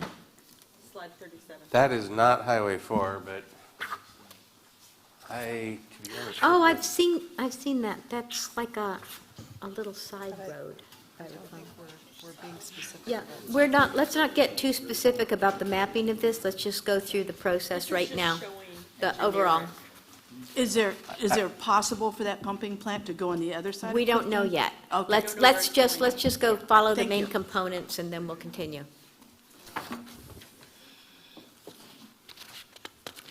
So then there's a couple of supporting facilities that you'll find at, that you would find at many of these sites. There's all sorts of, I want to call it cementitious materials used at these facilities. Concrete is a cementitious for building structures. There's also cementitious materials used for ground improvement and potentially other forms of concrete that are used for some of the structures or some of the foundation type things for the structures. So each of those will have a temporary batch plan at the sites. It's a typical thing. You've probably seen concrete batch plants around town. They're not that much different. There's a few office buildings, some labs for testing that, and piles of sand and aggregate and storage for cement. What is an example of a ground improvement material? Help me out, Andrew. What is an example of a Crushed ground rock? improvement? Something like mechanical mixing where you mix cement and native soil. Okay. Okay, let's continue. I think just one point on those is that, there's two different ways to bring concrete to the site. You go to a ready mix facility and they truck the concrete there. We make it on site to reduce the amount of trucking that takes place. Those are all things that we're going to talk to you about, but we wanted to mention that'll be one of the features in this project potentially. So we'll have specific discussion about these batch plants and air quality and all that kind of good stuff. Cool. TBD. Okay, the last component feature is the reusable tunnel material. That's the soils excavated from the boring of the tunnels and the excavation of the shafts. Space would be provided at the launch sites to, store it until it goes to wherever we determine it's going to go, which is undetermined at this point in time. But it's a key feature that needs to be considered as a project is considered as to where the tunnel material will go. We just didn't want to, because it's a major part of the project. Yeah, and if we got any math nerds here, just take the circumference of a tunnel, the miles of a length, you can kind of calculate it, stack it 10 feet high, 20 feet high, and you can kind of get a sense of the area needed. So there will be quite a bit of reusable tunnel material generated on this project, and that's going to be what we do with it, how we manage it and handle it will be something we're very interested in talking to you all about. Okay. Okay, I do want to remind everyone that again, we're talking conceptually. This is a system. So again, this is a conceptual system somewhere within the area that we're looking at because we don't have any alignments at this point. So I just want to make sure, and we are going to get into more detail on the specifics of each of these components as we move forward. So there are going to be things that you're probably going to want to know that we don't have answers to at this point. So I want to just kind of adjust your expectations right off the bat because we're not trying to hide the ball. We literally don't have the ball yet. But we want to make sure that at least you understand what the components look like so that you can start thinking along these lines. Once the NOP is out, then we can lift all that knowledge and put an overlay of what we're looking at and where we're looking at. Barbara. So what I'm suggesting is, folks, go home, read these little comments that come after some of these pictures in terms of what these things are, and then I'll open this for questions, but please don't try to do it in terms of specific questions of citing or that type of thing, which we honestly don't know yet. Okay, Barbara, go ahead. Okay, so I have 3 questions. First, is DWR still in negotiations with the CVP on the NOP if it's going to become an NOI? I don't have any updates on that. Okay. Try to keep it to what we've got to this particular topic. Oh, well, that's because he mentioned it in his. Okay, good. Okay, all right. I see here on the last slide, there was a point there for testing for soils for the reusable materials. I'd just like to put a request in right now that results from testing would be made public in a real-time kind of scenario. I think that would be kind of helpful for the public to be able to watch how construction were to move. So that test lab was actually for concrete that I showed. Oh, okay, so that wasn't for But the reusable I'm not, materials. yeah, I don't know Okay. what we would be All doing right, with all right, our- either way, that's just a concern. And then the last point was, I'm glad that you're out doing things in the Delta.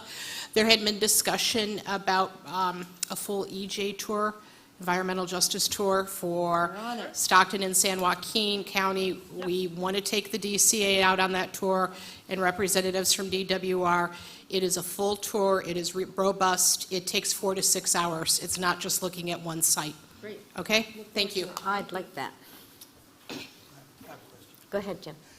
You characterized the Sacramento River as sometimes blue and sometimes not. Those of us who live in the Delta, and I live 2 houses off the river, have never characterized the Sacramento River as blue. The suspended sediment is always in the river. Yes. So don't We're aware count of on that. on a good, Yes. yeah, it's green, green or brown, but it's not Okay. blue. Green to brown then. I didn't want to say that. Anything else from the group? Yes, I have go a ahead. question about something in existing. Okay, the Clifton Forebay is getting water from San Joaquin River, right? It's partially, I guess. Okay, so where is Clifton Forebay getting the water from mainly? I think the simple answer is it's from Oroville Dam. And the run of the river that's available to But the all of the state's dam water. is far. It's like It's the 300 water that miles runs away. out of the mountains. Yes. Because my understanding is Clifton Forebay is getting the water from San Joaquin River. And my intended question is, why didn't they take the water from Sacramento River in the first place? I think this kind of goes, we need a hydrology, it's a little bit. We need to look at, that's on another topic, and I do think that it depends on the season, so, yeah, we can look into that one. Okay, any other questions? Yes, go ahead. Well, with regard to the intake and providing flood protection, does DWR have any plans to do any levee maintenance? Because we don't have a project yet, we haven't gotten that far down the road, but it's certainly something that will come up later. Okay, now on the subject of component features, do we have any other questions? Okay, now, Michael, sorry. Might be too detailed for right now, but the water level of the storage reservoirs anywhere along the way, is that going to be river level? Is that going to be below to land level right now, subsided land? How high is that top level of the water going to be? Do we know that yet? I don't think we know it specifically at this point in time. Thank you. Not till we finalize design. Well, Yeah. can I mean, We had ideas. yeah, so let's just, the intermediate forebay will be Close to whatever, well, close to river elevation, because the river flow will be informing that reservoir. And then the southern forebay, it's pumped up so that it can gravity flow in the system. I would assume it'll be about this, close to the same water elevation as Clifton, which. A little higher than Clifton. Little higher than Clifton. So, but again, all of this is subject to calculations and what the project actually ends up looking like. So, but, yeah. Okay, now I have a couple of public comments on 4C. Dan Whaley. We we have citing next as part of this presentation? Can We we have- wait till the end then? We were actually going to Take a break. take a break. Take a break? and Do we have to then do the public citing. comments first, though, for this section? Do we have to do the public comments first? We don't, actually, because no, it's all This is a combined into continuation one. of 4C, so we can do public comment after we're done with all of the presentations. Okay, Great. let's, Okay. so we'll hold off, and you guys who gave me stuff for 4C, we'll get you in there. Excellent, So we can take a break. thanks. All right. 10-minute break, folks.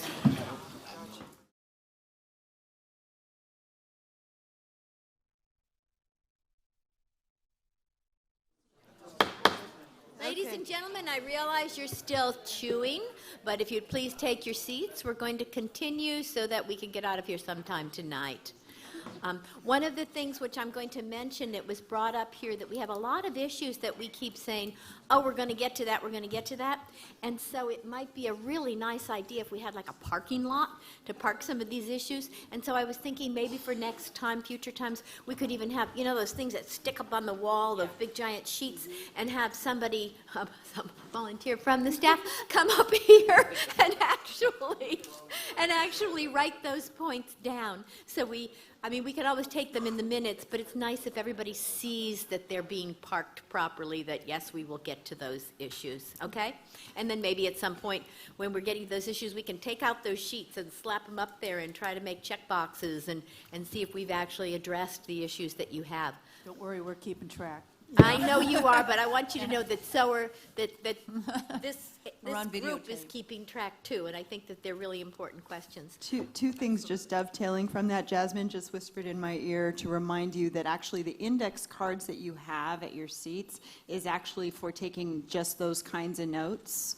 So if in fact, you know, those issues come up, feel free to write those questions down, submit them, and we'll keep track. The other thing, and this was something else that the chairwoman mentioned previously, is that since we don't have that parking lot yet, what we can do in the minutes is have a list of issues that people have raised separate within the minutes, but separate kind of at the end as things to address later. So it'll be in the minutes, but we'll also pull it out and highlight it so that, again, this is an issue that we can come back to, again, because the chairwoman is very interested in making sure that we're addressing everyone's concerns and questions and issues, and we certainly, I don't think anyone wants to feel like they're being Shunted aside. shunned aside, and it's just we're at that point at this point, and it's a little bit awkward where there's a lot of information that can't be answered because we don't have an NOP. All right. All right, so now I believe we're continuing on with the next bit, which is, let me look at my glasses, this is good. The key citing drivers, yes. Yeah, so like I mentioned before, so what we're going to look at now is a series of maps, and these might actually be easier for you to look at in your packet. It's quite a stretch to see these boards over here, and we don't have them up on the PowerPoint because they don't project well. But what we're going to do is walk you through some of the issues that we think about when we're thinking where facilities should go. All right, and I think it'll become obvious to you as we walk through each one of these maps. We're not saying these are the only things, but if we had to pick, you know, that David Letterman top 10 list, this would be it. And if there's any other mapping information that you think might be helpful to you, please by all means bring it up, and then we'll do the GIS work studies to bring those maps forward if the data is available, okay? So don't think of this as the end, think of this as the beginning. And with that, I'm going to introduce Gwen Buchholz. We call her the walking, talking encyclopedia of Delta GIS knowledge and environmental planning. So Gwen, please kick this topic off. Okay. Just real quick, you do have the maps in your binders. You have regular 8.5 by 11 size. If you keep rolling, at the very back, you have 11 by 17 versions, so that again you can follow the bouncing ball with your own personal little maps. With nice explanatory notes too. So. This is great because I'm going through all the things that Catherine's mentioned on my little sheet to say, and Sarah, so this is good. We have selected for today, and I want to make that point, top 10 for the day. That doesn't mean there's only 10. We have more. We thought we should focus on these 10 for today of feature citing drivers.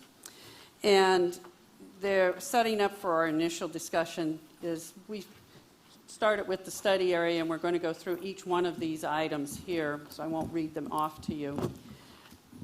When we looked at these, we looked at them as we'll go to the study area first, and let me just talk a little bit about how these are set up around the room. We have 10 maps, and they're at the back. In your books, they're the 8.5 by 11s are with your fact sheets, and in the back pocket of your binder are the 11 by 17 sizes. We're also going to be moving this first easel, so the 1 through 10 this way won't be changing, but the first easel will be moving as we talk about each one of those maps, and that's also is for the camera, so on the simulcast they can focus on that map. So let's start with the study area. Study areas in map 1. What we're looking at here is we wanted to look at, basically, since we know we're going to be moving water from somewhere from the northern delta, potentially even upstream of the delta will be considered, and we're looking at moving water from that area through the conveyance system down to the existing pumping plant, and Karen's trying to point these out, down by the existing Banks and Jones pumping plant. It became an easy thing to start looking at. We put the legal delta boundary on it. We're not necessarily constrained to that as we move forward through these analyses, but that's where we started with. When we're looking at this part on this one too, we want to first start and talk to you about the geotechnical. Oh, one other thing on these, the way we organize these PowerPoints is on the right-hand side.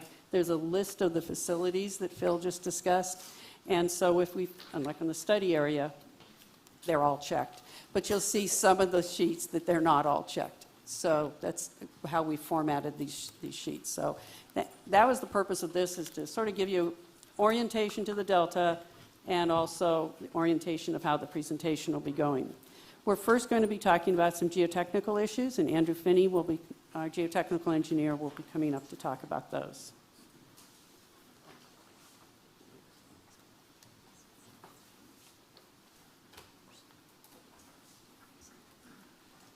So first topic here is soil compressibility. So if Vanna White could refer to map 2 here, that'd be great. So the facilities affected here are primarily the surface features, so not so much the tunnel, because the tunnel will be at much greater depth, but the surface facilities, the intake, the intermediate forebays.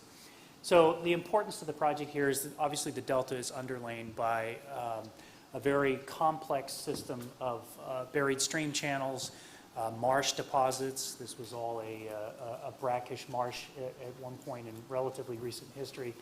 And some of these deposits are highly compressible, subject to potentially liquefaction during an earthquake, which is a loss of strength. And so in map 2 there, you'll see the darker green represents relatively competent soils that have been what we call old alluvium, outside the historical limits of the delta. The lighter green are the sort of moderately compressible soils, and the yellows are areas of relatively thick sequences of peat and organic deposits. So what this means to the project, so the primary, when it comes to siting, the ideal situation would be to avoid these areas for surface construction, but realizing that the project has to go from the North Delta to the South Delta, that may not be entirely possible. And so their soil strengthening to reduce the potential for consolidation is one engineering approach that could be considered in the future. Another key driver related to underground issues are oil and gas wells. So that's map 3 there. Primarily, this one is the reverse. It primarily affects below-grade structures such as the tunnel. And as many of you know, the Delta is home to quite a bit of oil and gas exploration, historic and current wells exist there. State keeps a pretty good database of those existing wells and also historic wells. And you can see, it's maybe hard at the distance, but there are gas fields, one particularly around Thornton there, and then quite a few more on the west side of the delta. So the hazard there would be that if there are steel casings related to the well, that could represent an obstruction to tunnel boring, and also a safety hazard. There may be hazardous atmospheres within those well casings that could present a safety challenge to the tunneling. Again, like the superficial soils, the compressible soils, the idea would be to avoid known wells, certainly avoid major gas producing regions or fields if possible. But there are other steps that we would take to identify, not only, we would confirm that the presence of the mapped wells is accurate, but also perform studies to make sure that unknown or poorly documented, poorly abandoned wells are also located prior to any construction. And I'll now have Jim Lorenzen come up and talk a little bit about logistics for construction. Can I ask a question about map 2? Where did the data come from regarding soil compressibility? Where did that initial data come from? Because I know you're looking to do soil testing, so is that historical data? Is that DWR data? Where did that data come from? That's primarily from geologic mapping, so existing maps of the delta showing things like the Modesto Formation, the riverbank formations, which are the darker green.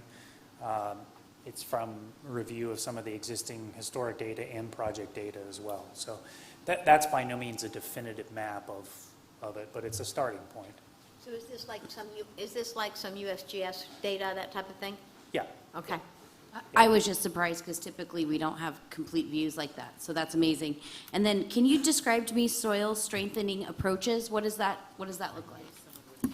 Yeah, so there's a number of ways that you might reduce the potential for consolidation of soils, including methods that introduce cement. Phil talked about the cementitious materials, so deep mechanical mixing, jet grouting, stone columns. There's a number of ways that geotechnical engineers enhance the soil to reduce the potential for settlement or liquefaction. Okay, thank you. If seeing that is what would be part of soil strengthening, I would request a park for future discussion, toxicity from soil strengthening, and potential spread from soil strengthening and impact on sloughs from that. Please, thank you. No, it doesn't. Okay, so important part of any construction project, wherever it is logistics. And this is access routes. So what the project will do ultimately is look at all potential access routes to get workers, equipment, and materials to and from the sites. So this project will look at the existing network, which specifically today, railroad and barge. Ultimately, we'll look at roads as well. Oh, wrong button. Oh, and power supply. Cool. So the certain parts of the project, this is map 6. Thank you, Karen. The tunnel launch shafts needs temporary power to run the tunnel boring machines that Phil showed you earlier. And so that power will be brought in for the length of the project and then removed if not necessary for the local entities. And then the intakes to need permanent power to run the operations there and the fish screens, cleaning stuff. And obviously the pump plant at the south end needs power permanently. The intermediate forebays also need power if there are control structures there to manage the water. Are you using something other than PG&E? Yes, so where's Claudia? Yeah, so PG, SMUD, the map is somewhere. SMUD is in the north, PG&E in the central, and WAPA in the south are the three drivers. And then some of the construction sites would run on generators depending on the need and the balance of putting power lines in versus running on generators. I just want to take a step back, because you kind of blew through maps 4 and 5, but. I didn't do it intentionally. Oh, they're on the. Well, how about unraveling that then and starting all over? Okay. Oh, sorry. Railroad. Could Vanna White bring map 4 back? Sorry. Map 4 is railroad access. There we go. Oh, map 5 is barge access. Oh, Map 4 is railroad. they put map 5 up and told me to go 5, so we're going in reverse order. All right. So we've looked at the existing barge routes through the Delta and talked to the operators of tugs and barges in the Delta, and basically we've determined where the good routes are and where the not so good routes are based on, are you okay? I'm looking at the good route, I'm saying that's it. So the gold on your map is the good routes according to depth of water and width of the rivers. And the red on your map is that something needs to be done, either it's challenging to get to those spots. And if it's not colored on your map, at a high level, it doesn't seem feasible to take barges there for a construction project. So on map 5, the one thing that I'm not seeing is the interaction with the bridges. So can we put a parking spot on that for further discussion? Yeah. How many times a day do you anticipate the barges going through? Yep. We're not there yet. I mean, with dirt and stuff, I mean, It depends on if ultimately a site has access that barges can get to and that barges make sense for that site. And so we don't have sites yet. So to say this many are going to go up the Sacramento River now per day, we don't have that data. Right, but here, I'm going to help out here. So here's how I think about it is, if we find spots that are easy to barge to, those are great places where lots of material needs to get to. And the things that need lots of material are like the launch shafts, all the tunnel,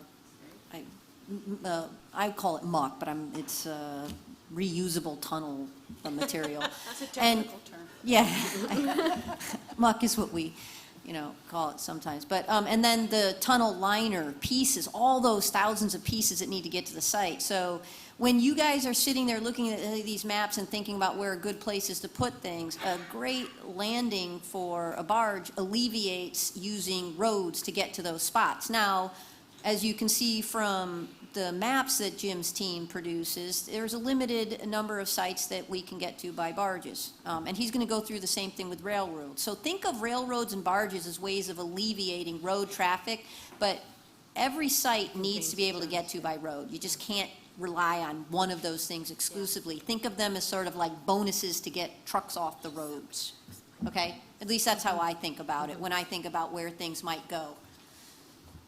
Back to you. I'm sorry, I hate to ask another question. So in accordance with the road traffic, I respect that, and that, I get what you're trying to do, using the river for your, okay. But one of the roads that is going to big time affect traffic is Highway 4 down on the bottom, on your way to Clifton Forebay, just, right around Byron and Discovery Bay. If you open that up more than once or twice during a commute time, you're going to have a lot of angry people from Stockton and the other way too. Understood. Same thing on Highway 12. So, yeah. Gil? Also, these barge routes are all floodways in the winter. And the Sacramento River Flood Control Project was designed very narrow to wash out the dredger tailings. And so any impediment in the river during a flood is going to accelerate the flows and also probably raise the flows. So we've got to be very careful on how that's going to affect the flood control project. Most likely it'll cause more seepage. Like I said, the acceleration of flow will probably scour the channel bottom, and certainly with any raises, that's going to require levee raises. Along the McKelvey, boy, we've tried to get barges up there during the winter, and you're fighting a losing battle. And also those channels are so narrow, especially the North Fork carries about 2/3 of the flood flow.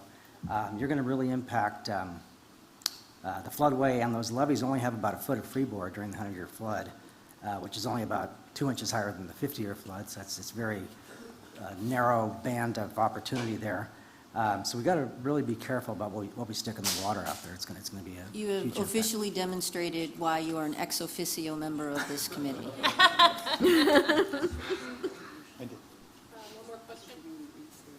Go ahead, Barbara. One more question to Park is just really good analysis on air quality around the Port of Stockton from increased barge and train traffic in addition, just so that's not left out with the air traffic. That area has the 4th highest rate of asthma in the United States right now. Okay, thank you. Okay, Gwen asked that I reiterate that this information came from the barge operators in the Delta and the engineers that do work there. So now to number 4, which is map number 4, which is the railroads.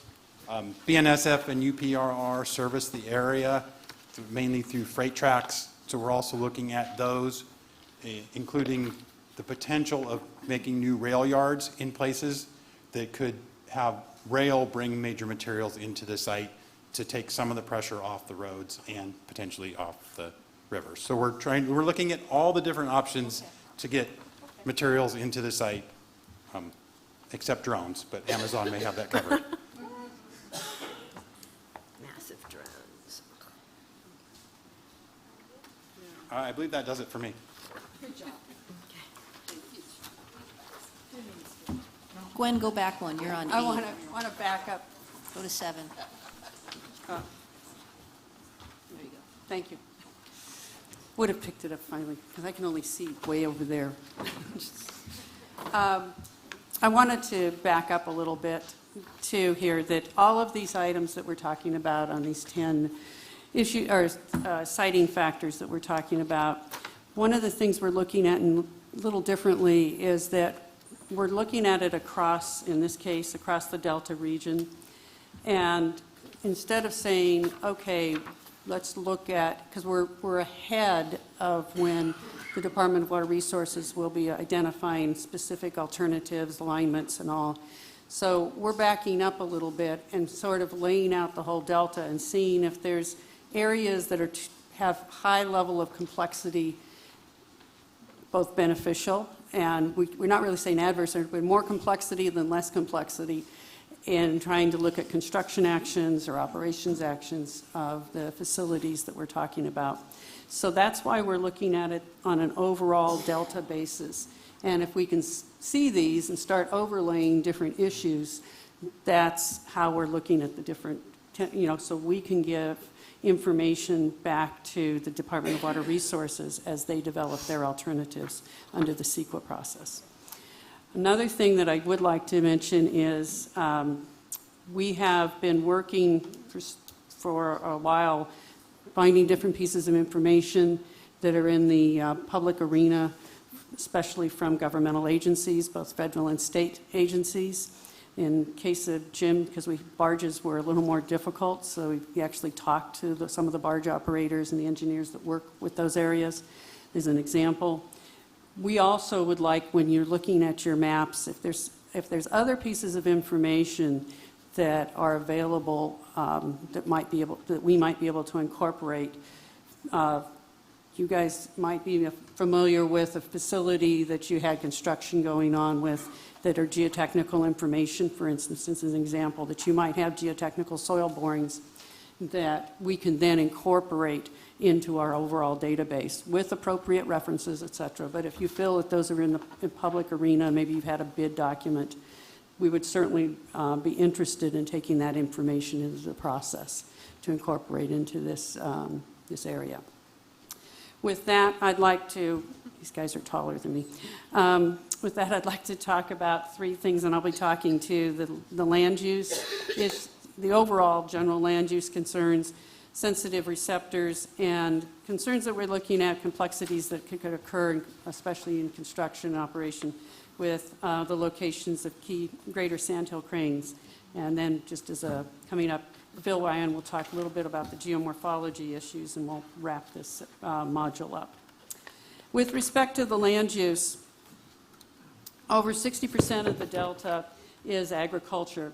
And if we look at all the different colors, the colors that aren't agriculture are the blue for water, the orange for the native vegetation, and the gray, she's pointing towards Stockton there, is and the gray for urban. So over 60% of the legal delta area is agriculture. Over 20% of it becomes either water, riparian corridors, or native vegetation.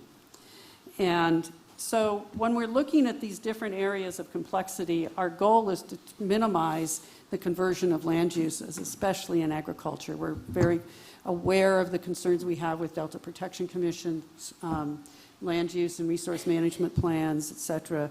And just we want to maintain the communities and the economics of the Delta.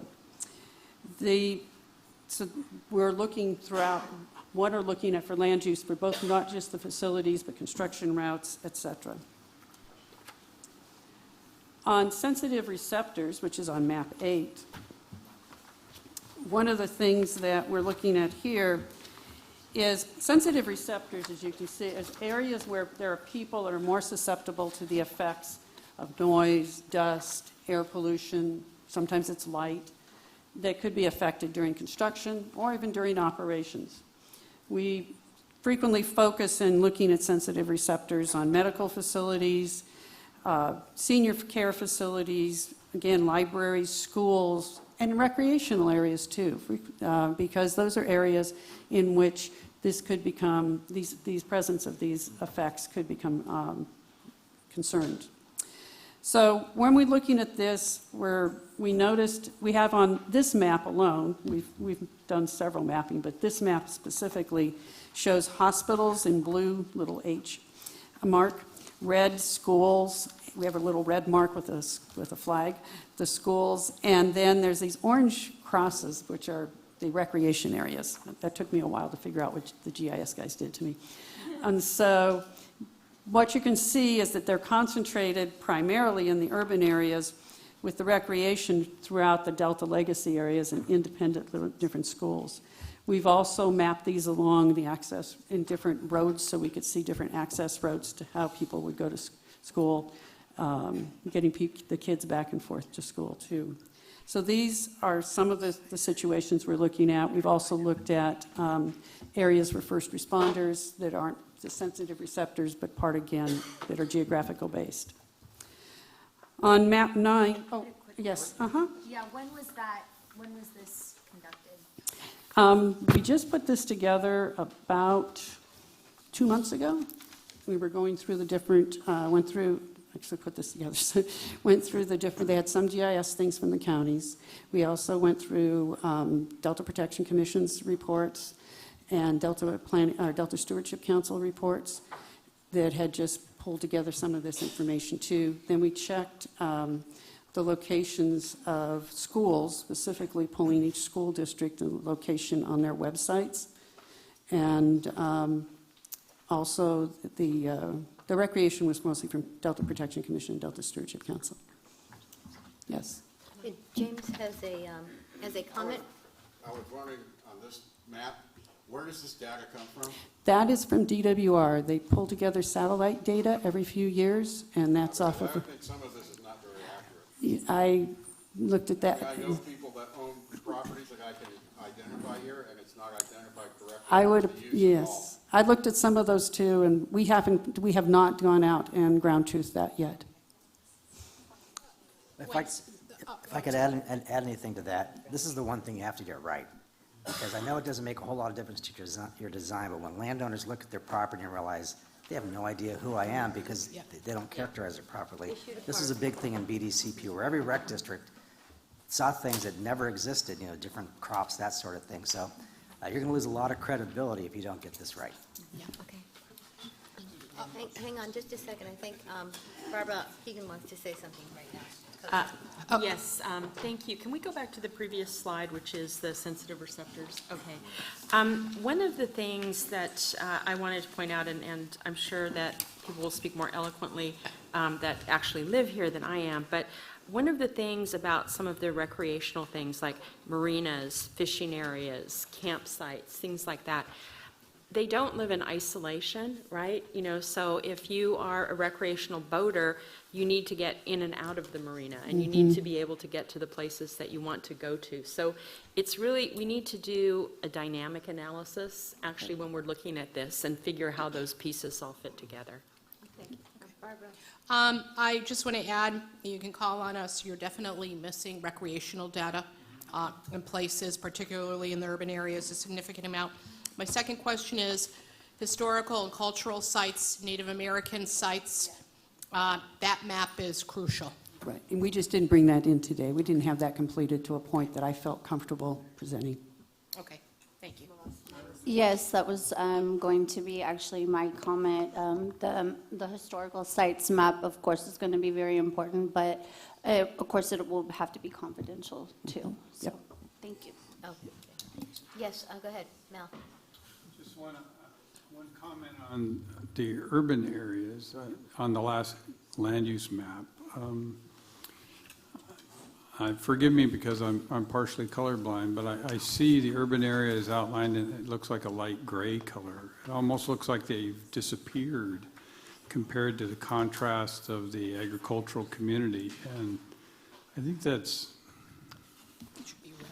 whether or not you're trying to hide the urban areas in the Delta or not, but there's, you know, 1 million people that ring the Delta within just even the secondary zone itself.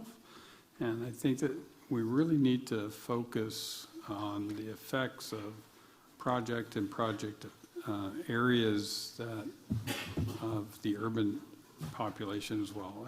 I know it's a very important part of the agricultural community to have the lands defined, but in that urban ring of the Delta, we cannot discount that. Good point. We didn't change the colors off the DWR GIS, and we'll take care of that. Mel, I think, and I'd love to work with you on this, we've been trying to figure out how to accommodate folks who are colorblind. So one of the biggest issues is because we use greens, we're trying to stay away from the contrasting reds. That was one of the pieces of advice we got. Yeah, it's always a good idea. Look at it through your perspective, and then the blues would be water, so it's hard to find another color that would still provide the contrast. Understand. But it's a work in progress, so we're not trying to cancel anyone out. We also just don't want to actually not have it be accessible to folks who are colorblind. So if that's an issue you have, I would love to run the maps by you in the future. And make sure That would be good for a lot of folks too, because I know that I had to kind of calibrate some of my science things when I was teaching at university for the colorblind folks. Yeah, we're trying to we are taking ADA accessibility account in all of them. And so some of the coloring's quirky, some of it just definitely has to change. When you have so many, it's too difficult. Okay, thank you. Yeah, okay. Go ahead, David. Yes, what's your next iteration of some of these look like? How can we help you guide some of this? For example, I know a school that's not on here, and I know there's lots of recreational facilities. So are you going to do it and come back, or do you want input? That's what we'd like to have input from. That would be really, really helpful for us. It's along those lines, but how did you actually, what constitutes a recreation structure? So when we went through that, we went through the recreational areas that were identified in documents produced by Delta Stewardship Council and Delta Protection Commission, and those were my sources for this process. The state park survey? And state park. Well, yeah, we did look at state parks, yes. Okay. And we looked at the state parks. It's not a master plan. It's that Delta. I won't get. No, there was a. Sort of like, it's a report that's had the survey in it, but it had a projection of what they were looking for, and they had an existing map in there, but I apologize, I cannot remember the name of that report. You might have some good input on that, Mike. You might have some good input on that. That would be great. Yeah, so just to know what kind of definition you're looking at, so what you call a recreational structure is generally Exactly. accepted. And as you said, as someone, I think you said, or somebody, it's access to those two that we have to think about. If you have a marina and I've been out there, we've hauled boats. We've got to make sure we can haul our boat to it. Thank you. Okay, I just want to once again raise the issue of time. So if we can be efficient, that would be fantastic. Well, one of the things I was thinking, actually, as we look at this, is that we do have the roundtable, and this kind of, we're doing roundtable work right here, so we can kind of maybe blend that together, if that's okay with you guys? Okay. Let me quickly go over number 9, which is Greater Sandhill Cranes. So we apologize if this is off on color too, but we try not to. So the things that we're looking at here is the Greater Sandhill Cranes are interesting species. They're both listed under the California Endangered Species Act as a threatened species. They're also considered a fully protected species.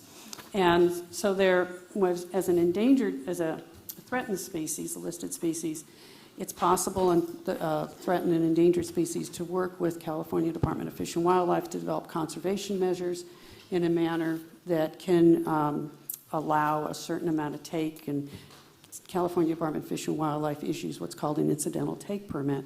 So you can have different effects on them, but as a fully protected species, they have a higher level of protection, especially for mortality. And this, the greater sandhill crane is very much a part of our habitat in the Delta, as well as the lesser crane, but the greater sandhill crane is our fully protected species. This map shows the biggest thing is that the grayish areas are overall habitat and occurrences that they've seen. The darker purple areas right in the middle are areas in which the greater sandhill cranes come in during September to February. They winter over here, they roost, they forage, they mate, and then they return back up to close in the Northern California and even further up in Oregon and everything to rear their young. The darker areas are permanent areas that they usually come back year after year after year on. The pinker areas are what's called temporary areas by the agencies, and they come some years and they don't come others, but they still do occur there. These areas are basically in the watersheds coming off of the Casumnes, the McCollum, and the Calaveras. It sort of pushes them basically into the north and central delta, sort of north of Highway 4. And so it's going to be an issue wherever we have facilities located and constructed in that area. We see less of it in the lower parts of the study area, which is why we didn't check the boxes over here for Southern Forebay and pumping plant on this process. There's no question, if there's any questions, otherwise I'll keep moving. I'd like to have Phil Ryan come up and talk about the river geomorphology.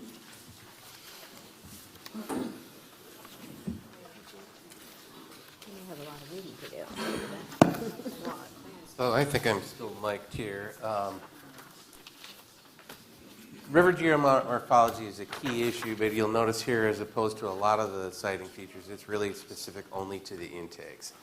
So the importance of the river geomorphology is only sections of the river that have suitable characteristics consistent with our regulatory guidelines for an intake, such as those related to the depth and stability of the river can be considered. There is our wonderful support here. People have these great figures, but it actually is better on this one. The ones in the colors didn't come out so much, but basically, this is a map of the bathymetry. And the bathymetry is the topographic map of the bottom of the river, underwater, right? And the dark areas are deeper, and as they go out towards this grayer, cloudier stuff, that's shallower. So what you do is you go through the river from essentially Sacramento clear down to Cortland or so, and look for places that have two major components. They have to be deep enough, and remember, these intakes are fairly long.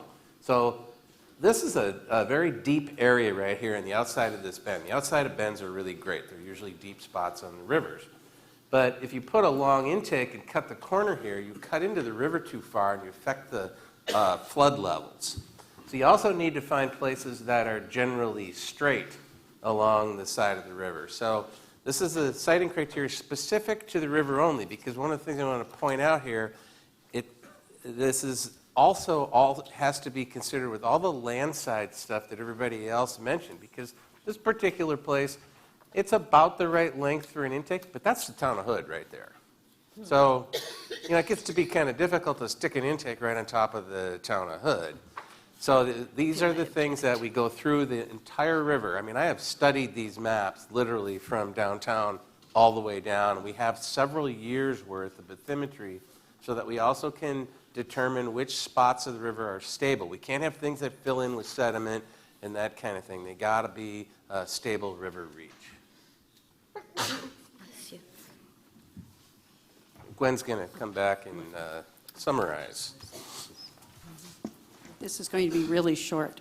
So all of those items that were on the right side of the charts that showed which facilities we were thinking about on each one of those, right there, facilities affected. This is a summary chart of those connected in that way. So that's the end of our official presentation on this item 4C. Okay. Yeah, just a second. We've got some questions, so I'd like to first get, if there's more comment from the group, the advisory group board, please. I have a question. Is there siting criteria for borrow pits? Or is there siting criteria for borrow pits?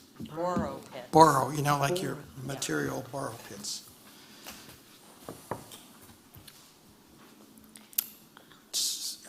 Anybody can answer, it's all right.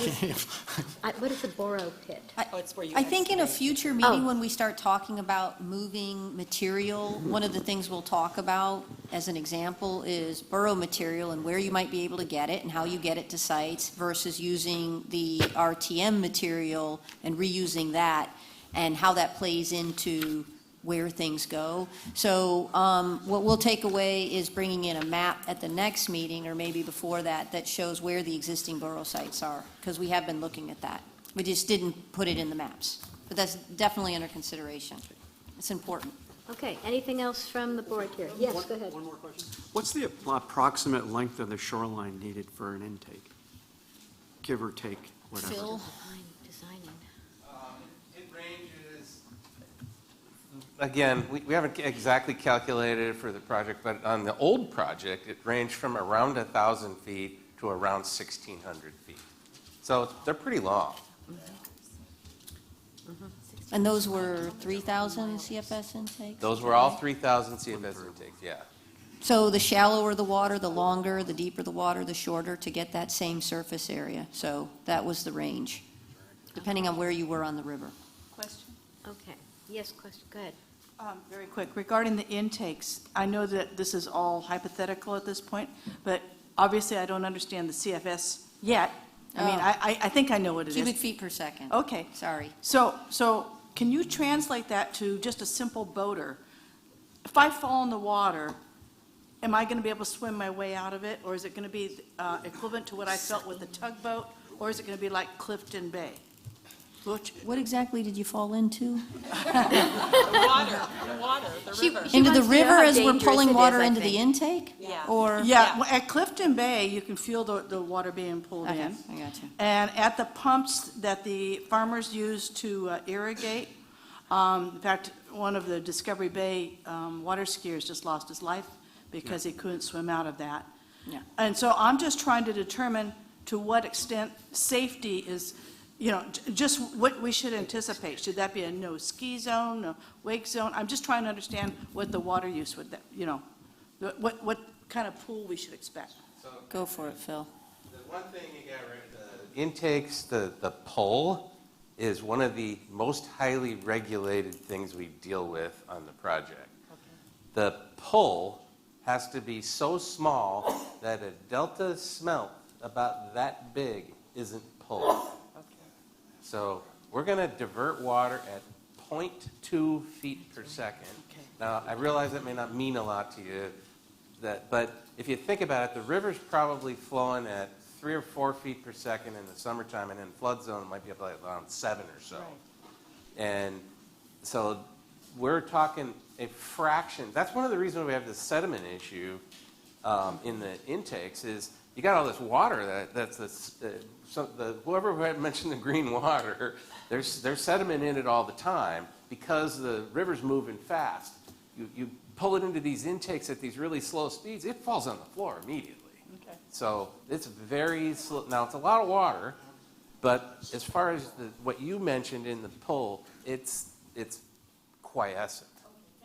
Yeah, I think if I'm not wrong here, it's one of the reasons why these things are so long, so that we can take in enough water Exactly. at a slow enough pace that isn't a danger to anything or anybody. I've got some public comments here. So Melinda Terry, you wanted to comment on this. And I will note once again that we are 3 low minutes. on time, so if Melinda Terry, just wanted to really compliment the presentations. Seeing the animations is really great.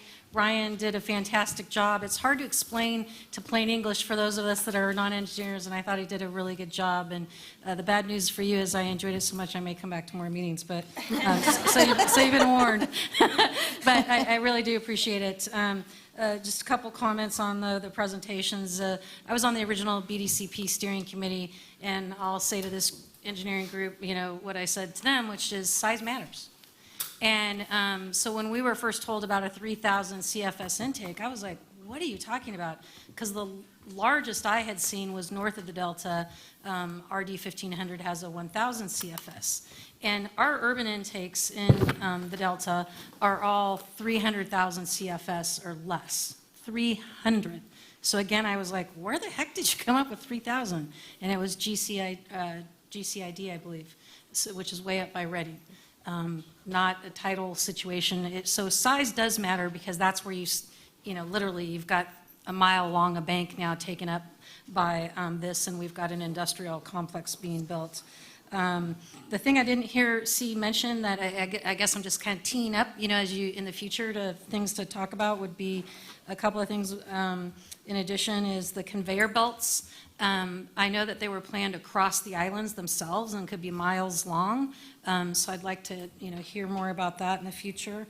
And then the pile driving in terms of how many actual construction sites have pile driving going on. As I recall, it's something over 20. So it'd be nice to know, because you're not there yet, because the project's not out. So that's why I say I'm not expecting any answers. But how many they are, how close together they are, the duration of that, and are they concurrent? Thanks. Thank you. Thank you. Okay, next we have Deirdre Desjardins. Thank you, and I did appreciate the presentation.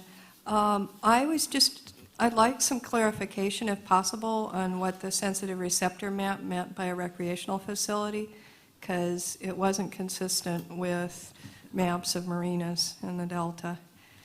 And second, there is a major consideration if most of the material at the depth of the tunnels that I saw was sand, silt, or clay, and it's likely to come out as slurry that has a large amount of water in it, and there isn't really, up till now, I haven't seen really a talk about how the drying ponds would work and what kind of facilities you would use.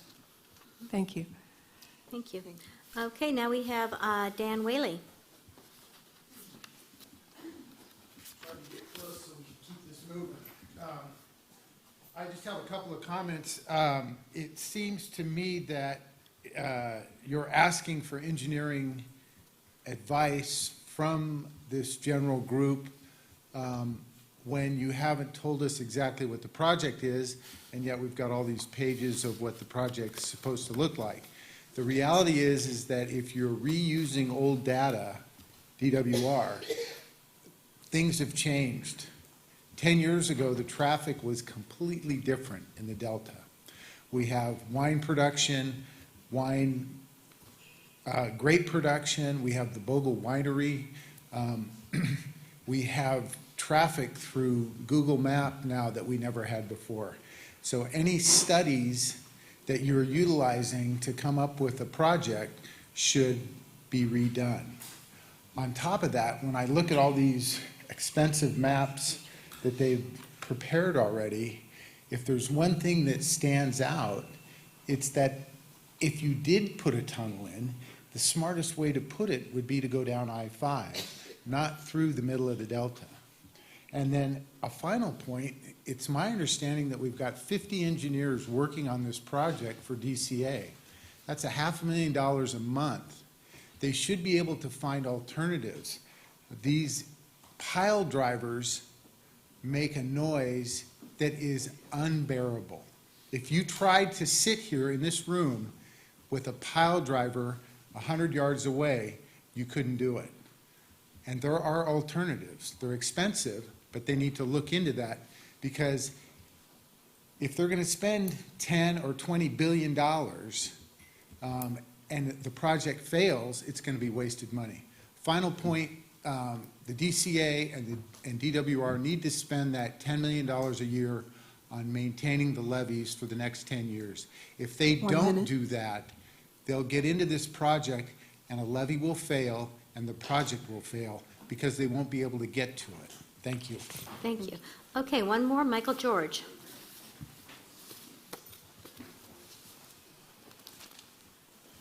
So I wanted to comment, following up on what Gil said about this map 7, and the critical nature of it, of the accuracy and so forth. I believe the data here comes from a data set that DWR has curated, but it comes from a satellite imaging organization, Land IQ. This is from 2014. There are updates of this through 2019. They're going through QA/QC. But the most important thing I would say is the amount of detail gets down to a pixel of 30 meters by 30 meters. So you can get into this database and find a specific field and identify the specific crop. We use it, I'm the Delta Water Master, we use it to determine the evapotranspiration of crops at the field level. So one of the issues that is going on here is getting this data to this size elides a lot of the detail that is in the data set. But you can use that data set just like you use Google Earth. Mm-hmm. You can focus right in. You can see roads and diversion structures and boats and water skiers if they happen to be on the river at the time. So I totally agree with Gil that you can't talk about any of this stuff without being able to respond to the individual landowner, people who are very familiar with this, to show them that it's accurate. So the only thing I'd say is the data is available at, kind of the gnat's eyelash level. Thank you. Thank you. Good points. Okay, then we are on to items for future agendas. Yes, anything? No? Well, before we close, We have to do public comment. Oh, public comment? And we also have to do There was SEC the member roundtable. Oh, okay. I was going to Some of run us some of the saved our roundtable. questions for Why don't you run the roundtable? Some of it was folded into our discussion here, but go ahead. Okay, well, the purpose of the members' roundtable, as we've discussed before, is to create a little looseness within the agenda so that it's not just us talking, that there is that space for, that's designed to provide an opportunity for members to report out on outreach they've done and input they've received, community discussions they've had, and other items relevant to the committee scope. Again, we're running low on time, but that said, this is an important part of the meeting. And so the other wonderful thing is that because everyone's trying to run the meeting so that there is kind of that give and take during the discussions, and that has been happening. So I think everyone, is feeling pretty good about that, but obviously that means that does tend to extend some of our time a little bit. But that said, here we go, member roundtable. Philip, obviously you have something you want to contribute. So Philip Merlo here. I'm the Director of Education for the San Joaquin County Historical Museum, and I am the at-large member for San Joaquin County. The topic of cultural resources in the Delta was briefly broached earlier during the presentation, and I am also aware, I heard that the map of cultural resources in the Delta was not brought to the agenda today because folks at the DWR and DCA were uncomfortable with the amount of data. I'd like to echo that. After a review of state and national databases for cultural resources in the Delta region, I think they have woefully inadequate data in respect to the ratio of recognized historical sites relative to the number of potential historical sites that could be listed if there was a sufficient cultural capital or, frankly, economic capital to recognize those historical sites. And that goes for San Joaquin County, Sacramento County, and Contra Costa County. I have not looked entirely at Solano yet. And so I am generally uncomfortable, uncomfortable with the tunnel in general. But this leads to certain things. So historical data from primary sources, primarily Spanish language records from the California era, as well as from the era of the settlement of the Delta, as well as also oral history, suggests that there are large areas of the Delta that were home to Delta Yokuts and Valley Miwok peoples and villages. And we actually have pretty good maps of where those villages were. But due to the extent of the native genocide in the Delta Valley, as well as the historic disenfranchisement of Native American, especially Yokut and Miwok peoples in California, we have very few cultural bodies that can organize to recognize those historical sites. And a good example of this is that there was a Native American village, an archaeological site, that was flooded in the construction of the Clifton Court Forebay. And that site's been lost pretty much permanently now.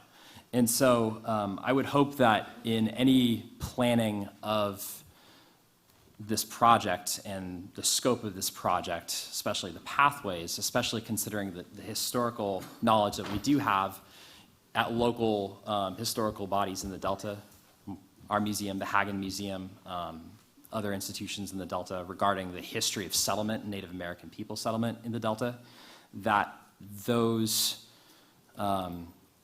histories are preserved and respected. Wonderful. Thank you. Very, very helpful, very helpful. Can I just, would you be somebody we could contact about how we might go Receiving up? a letter from my institution in a week. Thank you. You beat me Excellent, to it. excellent. Yes. And if I can just make a comment. I will be meeting with all of the, excuse me, the Delta tribes here in the next month so that I can get a overall point of view, concerns, and all of that from all of the leaders that are participating. So hopefully by the next meeting, I will have some feedback for you guys. Excellent, very good, thank you. Thank you. Okay, anyone else? Yes, Anna. So there's been a lot of discussion about this aggressive timeline. And as a mom, when a kid comes to me and says, I have this project, it's very, very important, a lot weighs on it, but I need to do it as fast as I can. And I look at that kid and I go, really? Do you really need to do it as fast as you can?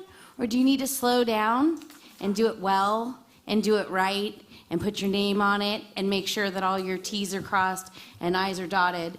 And I really, really encourage, just because we've all been here through this process now, this is the third iteration of this, and each and every time, it's an aggressive timeline. And guess what? The aggressive timeline leads you to make very big mistakes. You ruin your integrity with the communities. You ruin the integrity with the people who are directly affected. In no other project are you walking into someone's neighborhood and saying, we're sorry, we're going to build a project here and you're not going to be here for 13 years, but we're going to do this really, really fast, but really, really well. So I really thoroughly encourage you guys to not be on such an aggressive timeline, to slow down. If you really want to do this well, if you really, really want to do this right, and you want to take the input of, I don't even know how much experience sits at this table, but it's huge. You cannot do both. You can't do something fast and well. It just doesn't work.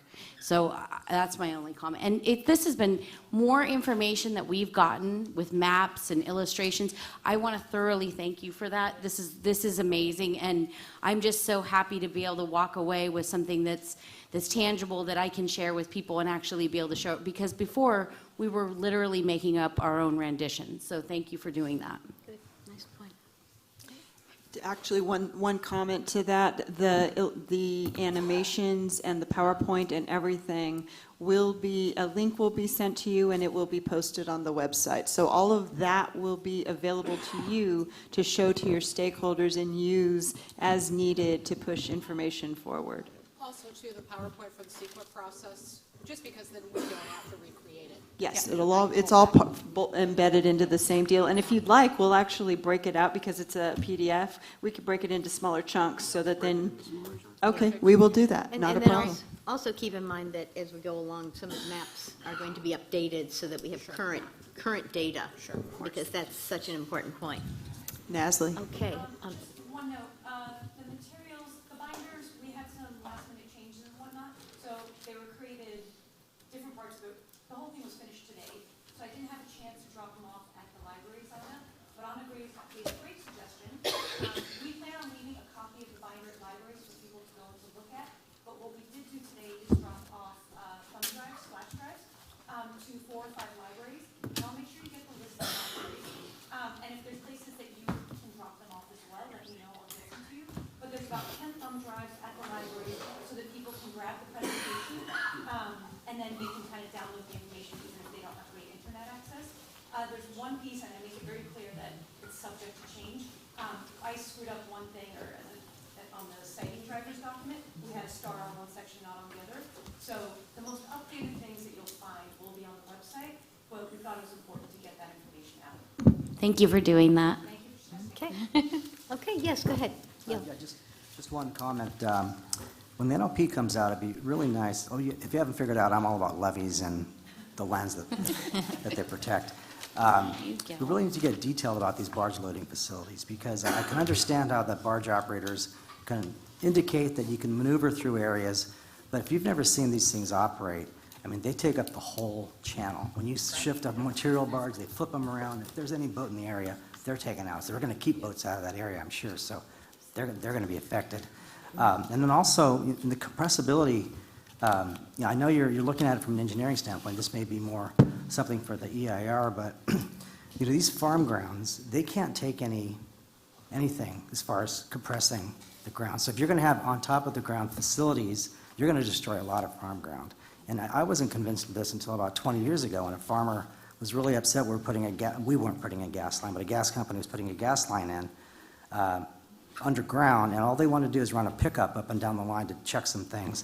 And he made them pay a lot of money because I'm never going to be able to farm that ground again. And to this day, I drive by that cornfield and you see a dip in the corn because it just doesn't grow. That ground got compressed, and no matter how he rips it up, it never came back. So whatever happens on the surface is going to really destroy a lot. And that leads to the sustainability of the levee system, because we don't have productive farm ground, we can't maintain the levees. Okay. Very quick comment just on the study area map. Can I suggest that also pre-existing intakes, diversion works, conveyance facilities, that type of thing be included in the map? I mean, East Bay muds, aqueducts, transverse the delta. City of Stockton has discharge wastewater and intakes for water treatment. City of Brentwood, everyone has different facilities that are critical to the municipalities that ring the delta.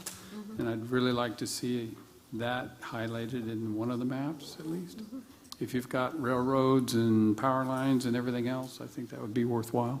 So water intakes and wastewater discharge points? And conveyance facilities, particularly East Bay Muds goes right straight across Lower Drones. So I think that at least highlights those areas of a lot of existing utility and infrastructure that's already in place. Yeah, you're right.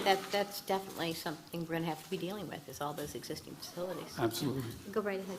Yes, go ahead. This is just one more question, and this is not historical, but when the tunnel drilling device is drilling, and there's all this muck, this reusable material, because the tunnel will be driving through or going underneath various river channels, there will be mercury tailings from the gold rush in this sediment, or potentially.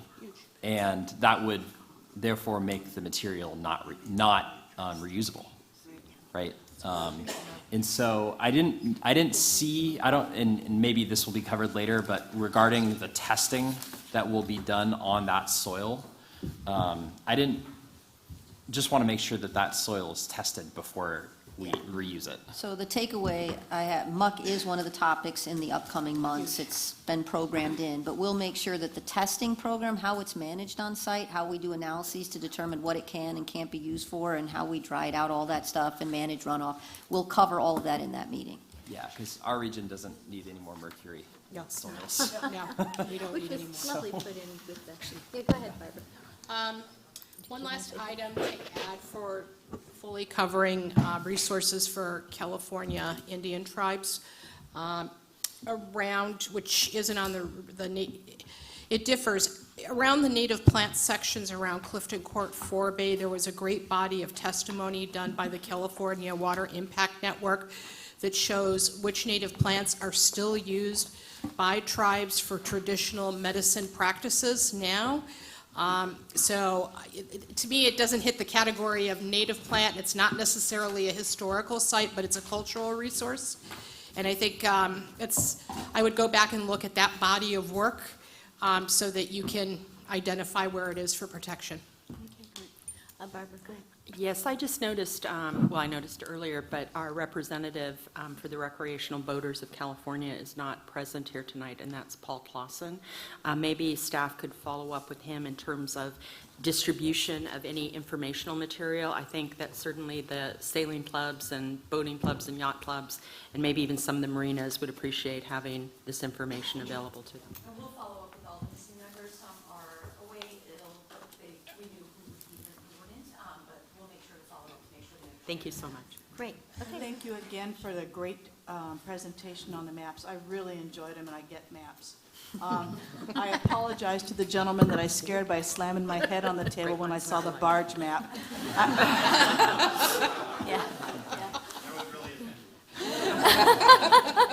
As a recreational boater out on the river where it showed the barges on the old river, we have rowboats, we have tugboats, we have inflatables, we have jet skis. These are not big vessels.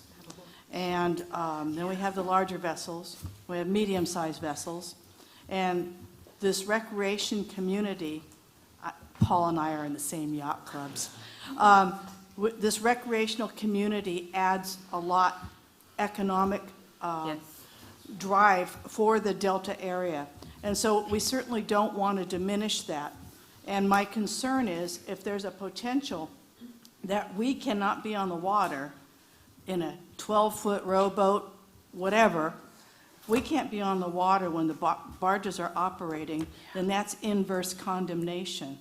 And the waterways are supposed to be public waterways according to the U.S. Coast Guard, navigable waterways. So I'm just concerned about that, and so I think we should dig into that a little deeper.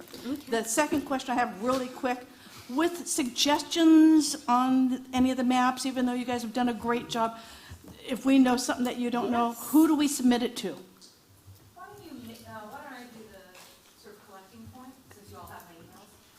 I'll be the collecting point and I'll get it out, but we would love the information. Cool, thank you very much. And I think, you guys for that. I think Gwen made that point earlier, so I wanted to follow up with that. If in fact you do have comments, please do, because I think that's already been addressed in terms of the engineers want that sort of input. Comments or information to round through some of this. Can I? So two more.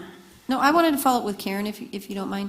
Would it be helpful, I was thinking of doing an animation of what a barge stop, turnaround might look like, so that when you're out talking to your constituents, they have a visual of what that might look like? Is that helpful? Well, lately, we've had barges going up the narrow riverways to add more riprap on the levees, which we're thrilled about. But when they're operating, we have about 25 feet to operate our boats. Okay, well, That's maybe I not just very much. videotape that. Well, my hands were very, very busy making sure my boat did not get sucked in, because as I was going by the tug, it has a big pool, and the boat was, I was white-knuckled. So, but I'm sure that we could arrange for that. I'm sure What that. would be helpful to you as a material to help deal with this issue in terms of She needs presentation? to give you the video. You need to give them the video. Yeah. I'll turn to people in Discovery Bay and Byron, and also to some of the other yacht clubs, and see what we can't develop. Because that waterway, we only have 2 ways out, and both of them show heavy barge traffic. Okay. And that's not a good thing. Yeah. I think not just an animation, but what you're expecting the rules of the waterway to be Yeah, when those okay. things happen, like you're going to shut it down, or here's where we're going to be, here's where you're expecting you to be, all that kind of thing. How many times the bridges are going to have to be up, how long they'll have to be up, how many round trips. In the last iteration, we only got single trips. They didn't count the round trips, and that barge, what goes up must come down, so it'd be good to have that accounting. We had to do the math, Common Core math in our heads. And you should note that the Orwood Railroad Bridge is operated by the railroad, and we don't have a choice, neither does the bridge operator. And when it's locked down, I don't care how fast or slow the barge is going, and tugboats don't have brakes, they're not going through because the train gets the right of way. Yep. That's good. Two more, just real quick. I was just wondering James. if you're going to have the water engineer at our future meetings? The water master? Yeah, the one that was doing the demonstration on the. Phil, okay, I'm horrible on names. Oh, you want Phil Ryan at every meeting? Well, Because I could arrange that. Video every meeting, but I had some questions for him, but I didn't want to bring them up tonight because they're running so late. I think that's a So is he damn gonna be good here in the idea. Oh, yeah. Every meeting, did you hear that? Demanded by the public. Yep. Done. Okay, so, Anna has a quick question. Okay, I just have a housekeeping question.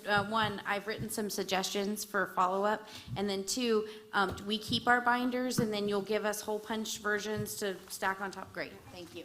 Thank you for doing that. Okay. I think we're into, at this point, open for, public comment on this one. Public comment. Anybody? Because I have as, In the general public yeah, comment. general public comment. I think I have 2. Oh, those for not on the agenda. Okay, this is for general public comment on this aspect. Anything? Well, Nothing. right. Okay, let's go on. All right, we're going on.